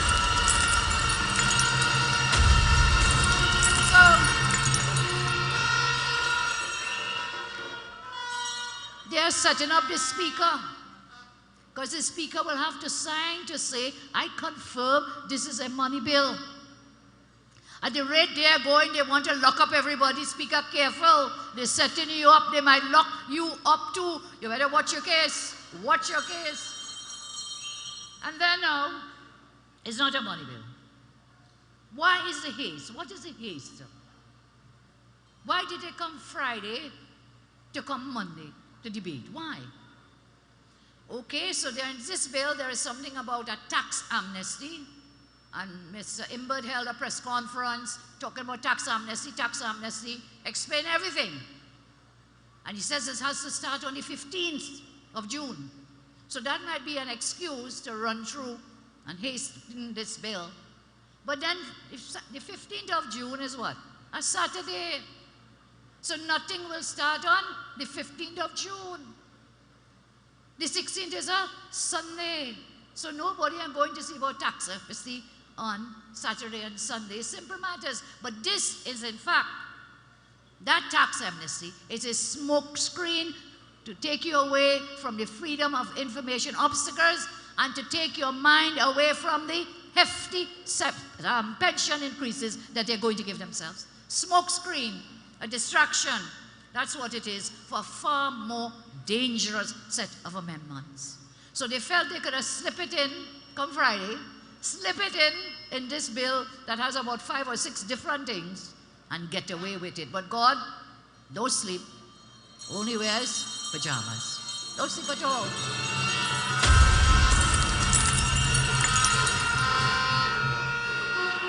So, you know, I remember a famous saying in the parliament, a fellow named Ken Valley, who is now deceased. He always used to say, you could run, but you cannot hide. So tonight we'll expose them. We'll expose their hypocrisy, their trickery. We'll expose that they're dictators and despots, and they are desperate men. Dr. Bisesa might tell you, look, they're dead, it's just they don't know it. They're going into rigor mortis. Before they go into rigor mortis, they're making sure and put the pension package in here. It is a golden parachute. So somebody told me, I said, explain what you mean by golden parachute. Because we talk about when you're leaving a job, you get a golden handshake. What is a golden parachute? So it means when the plane crashes, you jump in the parachute, but the parachute you get is a golden parachute, given the millions of dollars you're going to be giving yourself in pensions when you crash. So that's where they are at. So let's take the first one. The AG says they're going to amend Freedom of Information Bill. One, first of all, they're going to increase from 30 days. So if you want to find out when they went off to wherever, to Houston and to Holland and London, all these places, you want to find out what they went up there and they did for you, spending taxpayers' dollars. Before, you had to wait 30 days to get a reply. Yes? They have bought all these boats and planes and whatever, millions of dollars. You want to find out what was the deal? What agreements have they signed? What have they given away? 30 days. The amendment now says you have to triple that. You have to wait 90 days. But it's not done. Then now, say you file the question to Ministry of Finance or Office of the Prime Minister. If the Ministry of Finance, public authorities say, listen, we are going to refuse, we're not going to give them the information. If you file an application to find out what is the status of the gun-toting children of a high public official. Yes? There's so many things. If you file for a question to find out how much money the Forest Clan making, apart from the 23 million in one Alexandra, the 100 millions in the 3 Alexandra, the other millions in Agra Street, the other millions in St. Vincent Street. Hello, fellas. First, you have to wait 90 days, and then they have to send that question, because we will send such a question to the Ministry of Public Administration. They then have to say, no, no, no, we're not giving you that. They have to send to, you know whom now? The Attorney General. And when he gets it, it's another 90 days. So it's 180 days before you get an answer to your question. By the time you get that answer, they're going out of office. They're going out of office.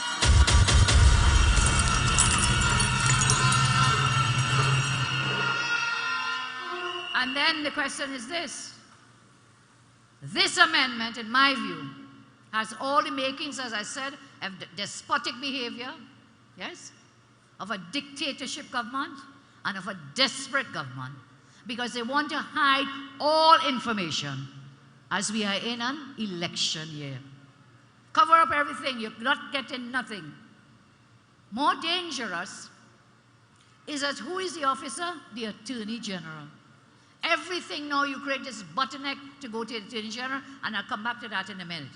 Now the AG says he's doing this to save money. Yeah, right. This is about saving money. You believe that? The only money he's saving is his own. This is not saving nobody money. He said because when lawyers bring these freedom of information cases, they're making money. Well, the reason is because you all and your officials in the ministries and elsewhere, they're acting wrongfully. That is why the courts of law will give a judgment in your favor. So AG, I come back again. If you want to save money, cancel the contract for the $23 million for Free Alexandria.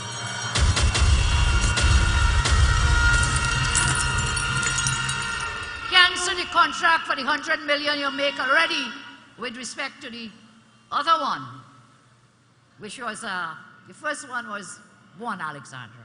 And all these other contracts for properties from the Faris clan, paid for by whom? Your taxpayers. You're not serious. You just want to save money for your friends and family, but you don't want to save money for the taxpayers and the people of Trinidad and Tobago. In the first place, this was done, no consultations, and now you have all these bodies coming out. I brought these newspapers from today, just to show you the headlines. It's the clause 7 of the bill. Withdraw clause 7, Trinidad Guardian today. Hold your hand, AG. 30 groups call again about the same clause 7, Trinidad Express. So this is all over the news. And up to just a few minutes ago, what are they doing? Filibustering about some bill about proliferation of something that could have been done. Just inserting a definition, 45 minutes. So that's where we are. No consultations. The Law Association yesterday support the call for public consultation. They said the Freedom of Information Act has become a cornerstone in civil society's effort to hold authorities to account. There's a statement put out by 30 civil society groups, 30, again saying, hold your hand, let's talk, let there be discussions if you're making all these changes. There are other groups that are coming out as we speak every moment. When they ask the AG, so what will you do? He said, wait and see. Well, we're still waiting because he's still filibustering in the parliament about proliferation of something. There we are with this, no consultations. I want to ask the AG, he always talks about the models. He always say, well, Australia doing it, Canada doing it, Jamaica doing it. I want to tell you, we went through over 100, that team who sat with me last night, lawyers, over 100 countries in the world. And will you believe not a single one has a wait period anywhere near to 80 days, 90 days, or even to 180 days. I'll just do it very quickly because we spent a lot of time doing this, Adam, you remember, and Sean. So here we are, right here in the Commonwealth, Caribbean. Antigua and Barbuda, 20 days. Belize, 14 days.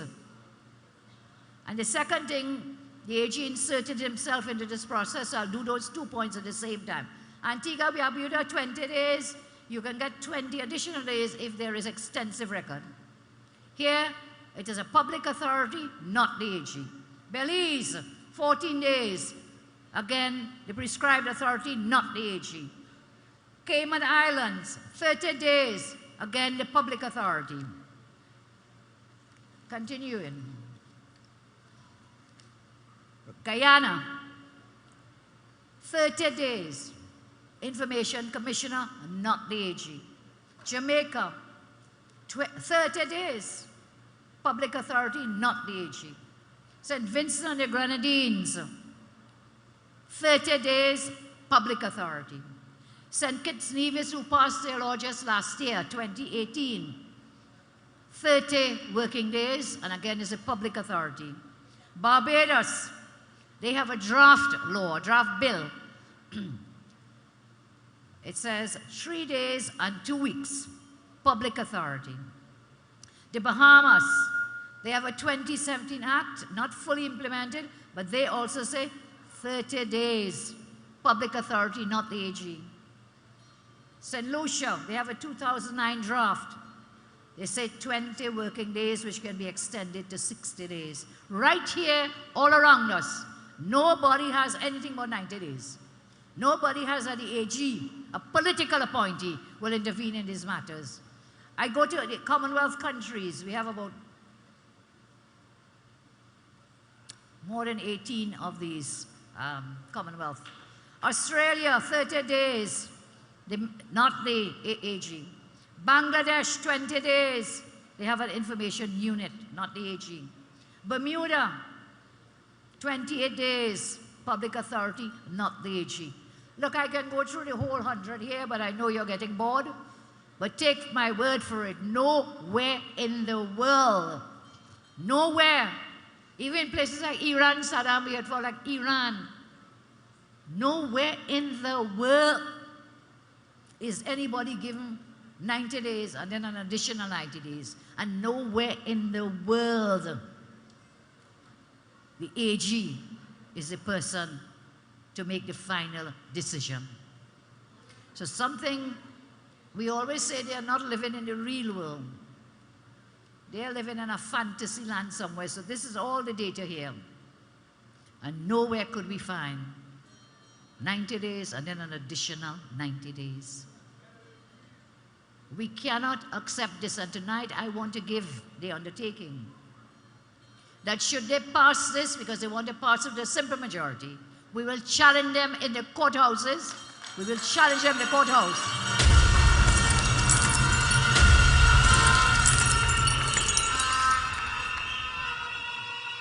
And when we form the next government with your votes and your help, we will repeal every line, every word, every sentence in this act.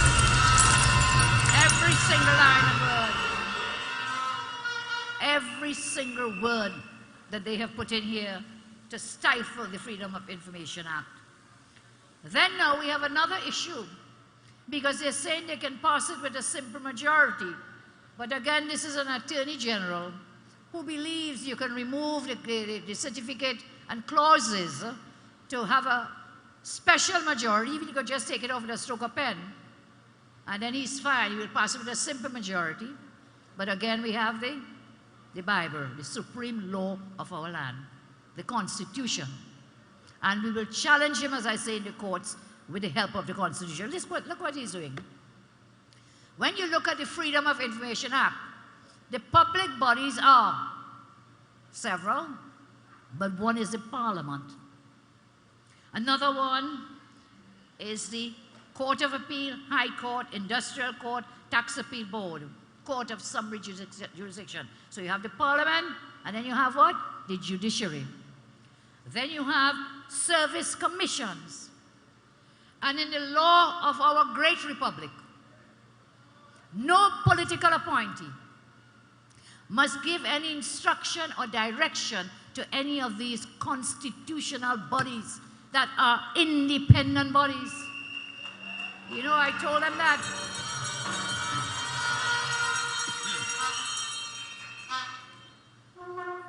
So the service commissions are set up by Section 120 of the Constitution. They are deeply entrenched. You cannot interfere with them. The Parliament is also by Section 39, created by the Constitution. The judiciary also in Chapter 7 of the Constitution, protected. You cannot interfere and you cannot tell them anything. No.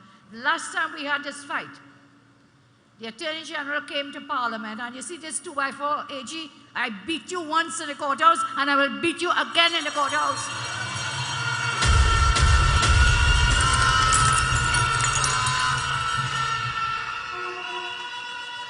They came to Parliament. They inserted the Minister of National Security, again a political appointee, in the process for recruiting a commissioner of police and a deputy commissioner of police. I told him in the parliament that is unconstitutional. Oh, no, no, no. Superior SC, who thinks she's a senior counsel. Yes, I am a senior counsel. Thank you, God.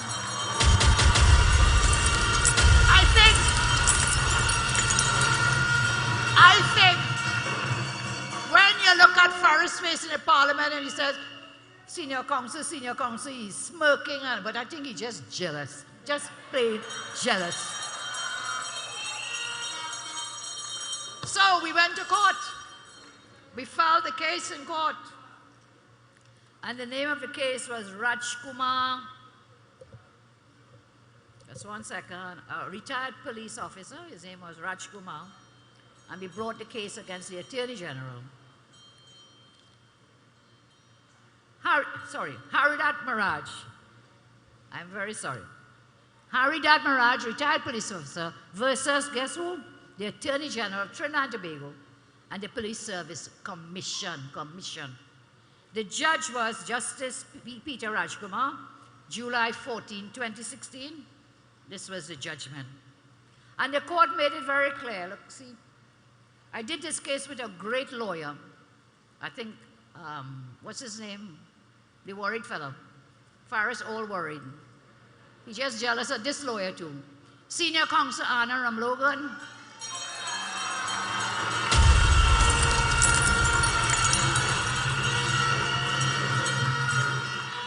Ms. Jayanti Lakshmidial, Mr. Alvin Pariab Singh, and Mr. Bailey. We all appeared for Haridat Maraj. And in this judgment, the judge was very clear. Section 1 of the Constitution, I don't want to get into too much law, but I have to share it with you because this is the exact way we'll be challenging what they're doing in the Freedom of Information Act.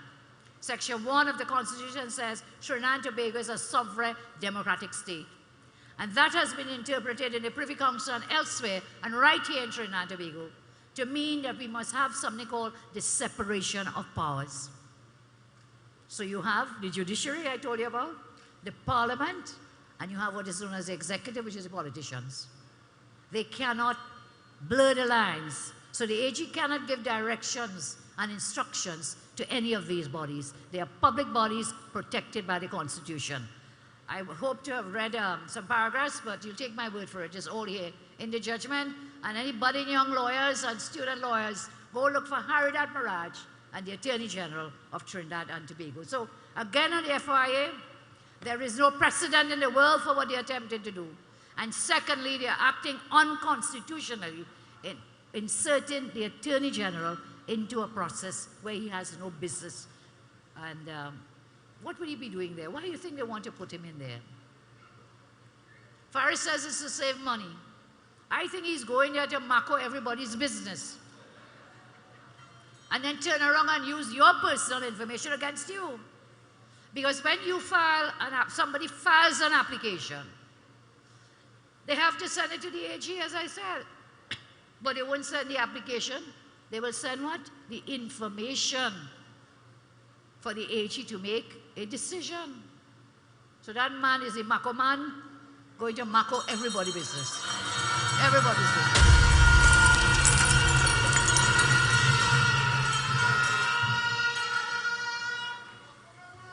There's more. You know about that. I think you all know him well in San Fernando. I think he absconded. I heard someone say he has absconded from San Fernando. So that's one set of things they want to do. And I'll spend a little more time on another day. But trust me when I say, we will take them to court and we will win. And we will take them to elections and we will win.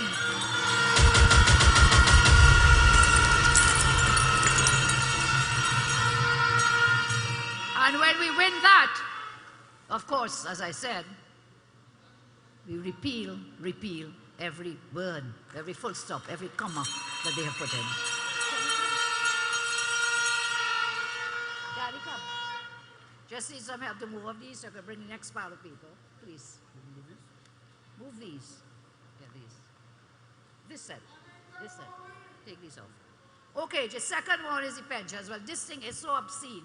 I think when you all hear this, you will want to vomit.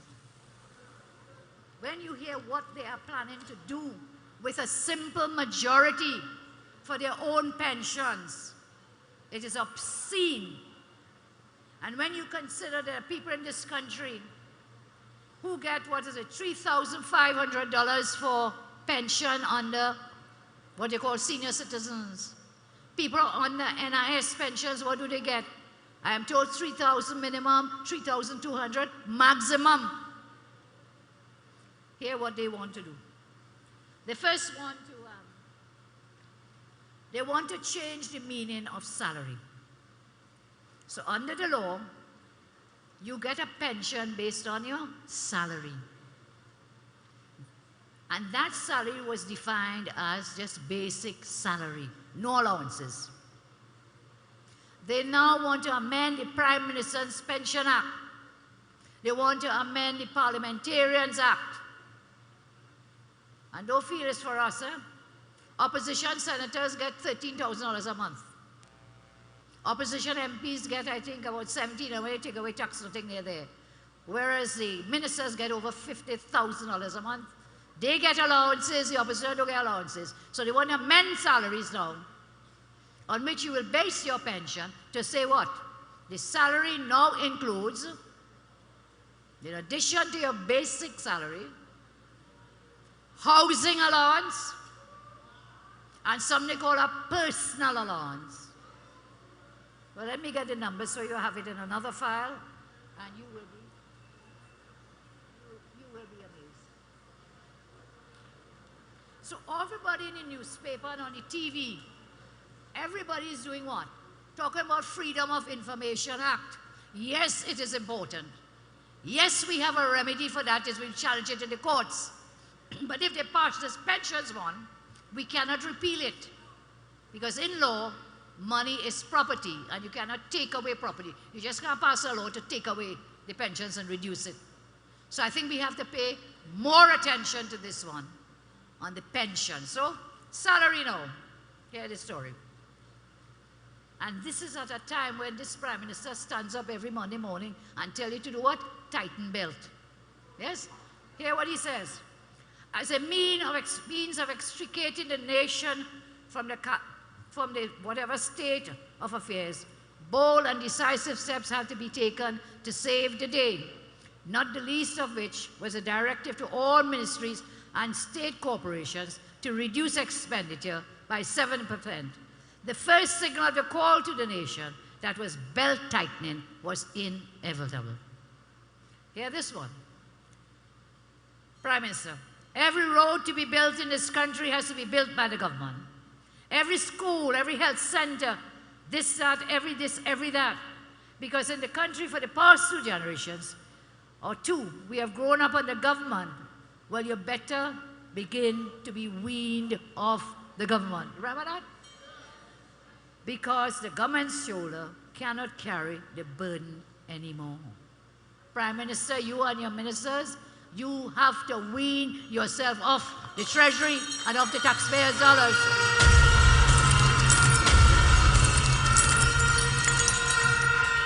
I have a video, if we could put it up, please. This is where the Prime Minister tells the whole country, I want my money. He wants his money. Do we have the video here tonight? Let's look at the screens. I've told my lawyer to tell the Parliament, I want my money. I don't like my money to sleep out. I want my money.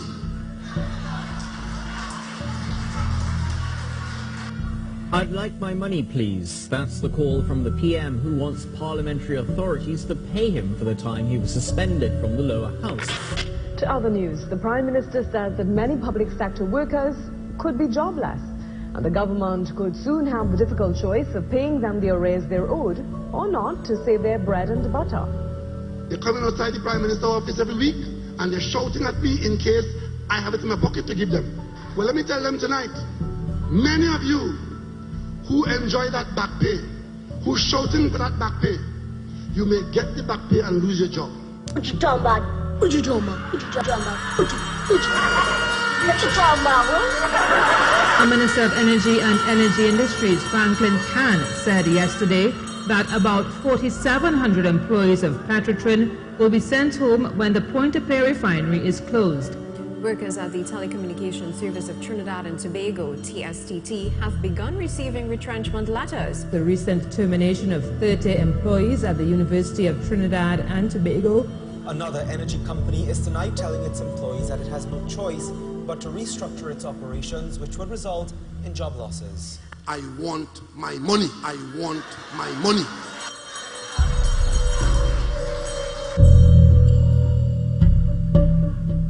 That is Prime Minister Keith Rowley.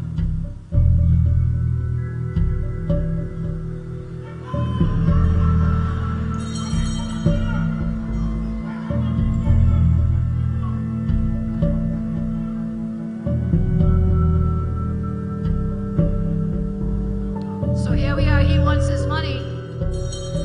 He's making sure to change the law to get more money. Whilst thousands of people have lost their jobs. They cannot pay contractors. They don't even pay the geriatric people, the programs. So many workers, they're not paying them. They've cut down the gate. Yes, people lost their jobs, but he wants his money. He wants his money.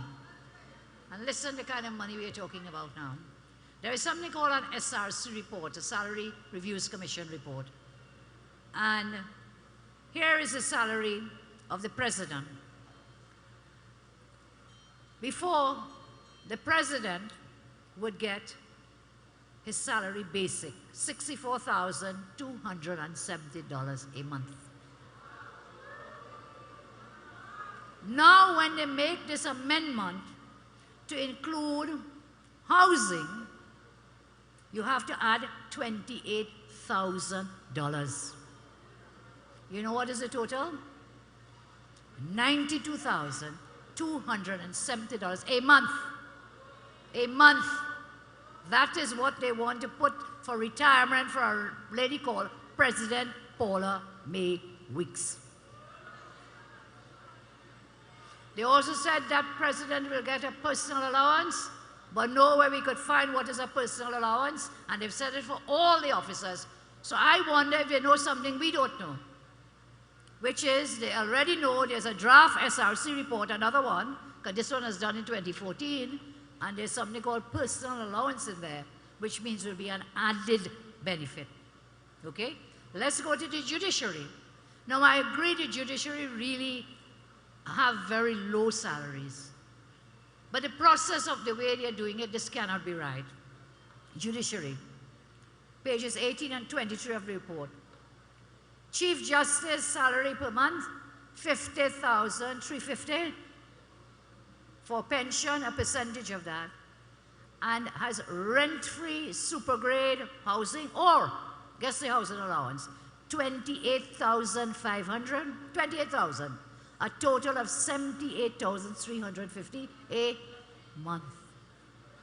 Further, Justice of Appeal, $42,020, plus the housing of $24,000, $66,000 a month. You all believe that? That's what they are going to increase this thing to.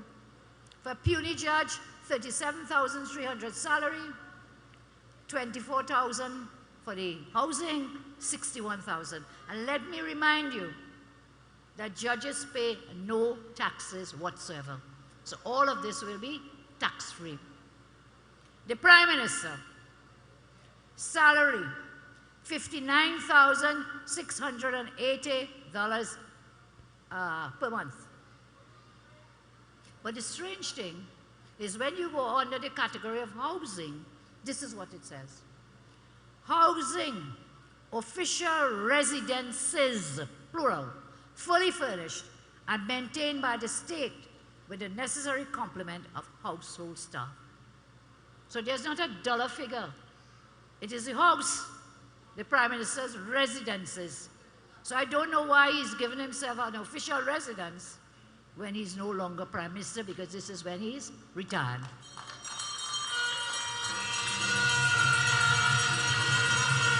So I would like them to explain that, but again, I suspect they know something we don't know, that another SRC report will come out before they demit office, and they will put a dollar figure to it. In the same way I read for the judges, I read for president, they said the housing or the 28,000. So they'll put a dollar figure.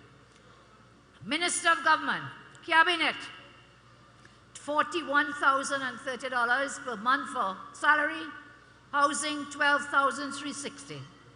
Non-cabinet, $33,940, $12,360.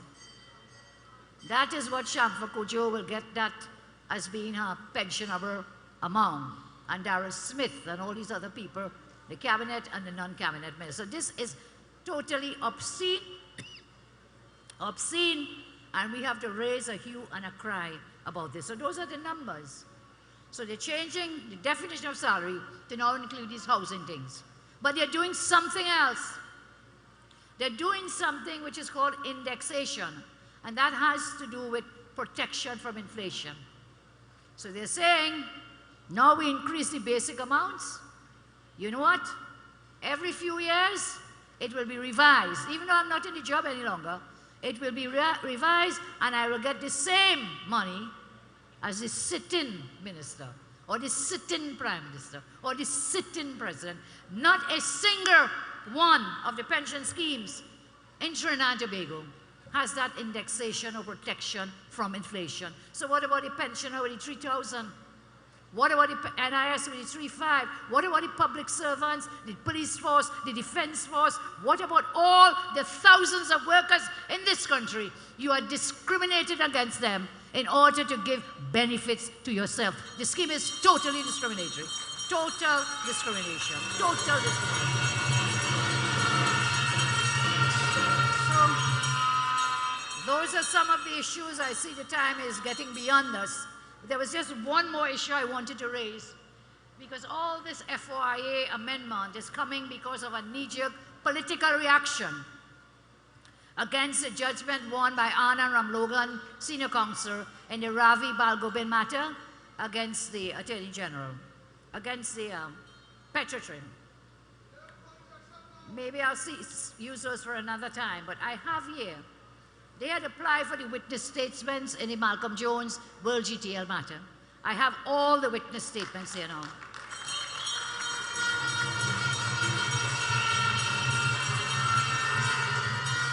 You see, there is a witness statement of Charmaine Batiste, July 2nd, 2012. There is a witness statement of Anthony Chantak, July 2nd, 2012. There is a witness statement, another one from Chantak and another one from Charmaine Batiste. So there are about 4 witness statements. Now you remember the incompetent, worried Faris Alwari, worried. He told the country that they withdrew the $1 billion case against Malcolm Jones because a fella named Vincent Nelson, senior counsel, changed his mind and said that he had seen these witness statements, Nelson, and having read them, he, Nelson, was of the view that they cannot succeed in the case. So you know what? Pull back the case. Discontinue the case. And so the $1 billion case was discontinued. And this is why the lawyers went forth to find out what was in this thing. Because Mr. Nelson, together with Mr. Russell Martineau, had both said there was sufficient grounds to sue Malcolm Jones to recover the billions lost in the Petrotrin World GTL project. And then elections came and went. And within a few weeks, Mr. Nelson provided another opinion to say, hello, fellas, we can't win this case, you know. I saw these witness statements. Nothing in these witness statements gives justification for Vincent Nelson to advise the government to withdraw the case. What had happened? Soon after elections, Malcolm Jones was put on the Energy Board. You all remember that? Friends and family all over again. And so they withdrew the case. I tell you, I've read these statements, other lawyers have read them. And this is the point with them. The arbitration witness statements do not provide any justification whatsoever to support Wilson Nelson's tenuous and politically suspicious advice that the court could view this as a bad investment decision without any form of negligence. On the contrary, the witness statements reveal that the board led by Executive Chairman Malcolm Jones was like a spectator to the mismanagement and eventual implosion that occurred. It failed to intervene in a timely manner or at all and ignored the distress signals that could have triggered emergency sirens and lead to immediate surgery. Instead, the board's negligence was compounded when, instead of pulling the plug on the project, World GTL, because they had defaulted in money payments, you know what happened? Malcolm Jones, the board, turned around and they say, hey, don't worry, we'll pay the loan. And that is a $1 billion hole we are in today, coming from Michael Jones and this World GTL project. So he was wrong to ignore the warnings from Petrotrin. He failed to ensure proper feasibility study was done. He caused Petrotrin to provide unsecured loans to World GTL, which we have to pay back in a month's time, August. Taking more loans to pay loans, loan upon loan to pay loans. And he failed to conduct a proper due diligence on WGTL to ensure that it owned the technology that they said they had. That in a nutshell. The famous witness statements that took so long. High Court in Trinidad refused. Court of Appeal in Trinidad refused. They took the pre-counsel to say, hey, something not right here. Something is not right here at all. For Trinidad, it's such a small place, all these billions of dollars, they couldn't just drop a case so without checking and making sure that there was a case to answer. The rest is history. You and your children and your grandchildren will have to pay for this negligence on the part of Malcolm Jones in the World GTL scandal. And the escape route, the golden parachute that the PNM government under Rowley gave him to escape that liability. I will speak more on these for tonight. A lot of information, but I need you to share the message. We have to be soldiers in our own fight and in our own cause. So what you hear today, you can defend and you can speak it and you can share, because a lot of people don't hear or don't read. So you go out there. I see you on the Facebook all the time. I say some of you on the call shows, please keep up the battle. We are on the home stretch. We are on the home stretch. Now is not a time to falter. So onward, Christian, Hindu, Muslim soldiers. Onward forever. Backwards never. May God continue to bless you. May you keep strength and may you keep faith. I know I spent a lot of time sharing information tonight, but on other platforms I've shared with you some of our plans. I heard Danny and the others talk about the plans for making San Fernando great again, for getting San Fernando working again. The idea of the smart city, we'll talk more of those. And of course I've shared some of the economic transformation plans that we have to get Trinidad and Tobago working again. I am UNC. I am UNC. I am UNC and I am proud. Lift your voting finger. Show me your voting finger. Show me your voting finger.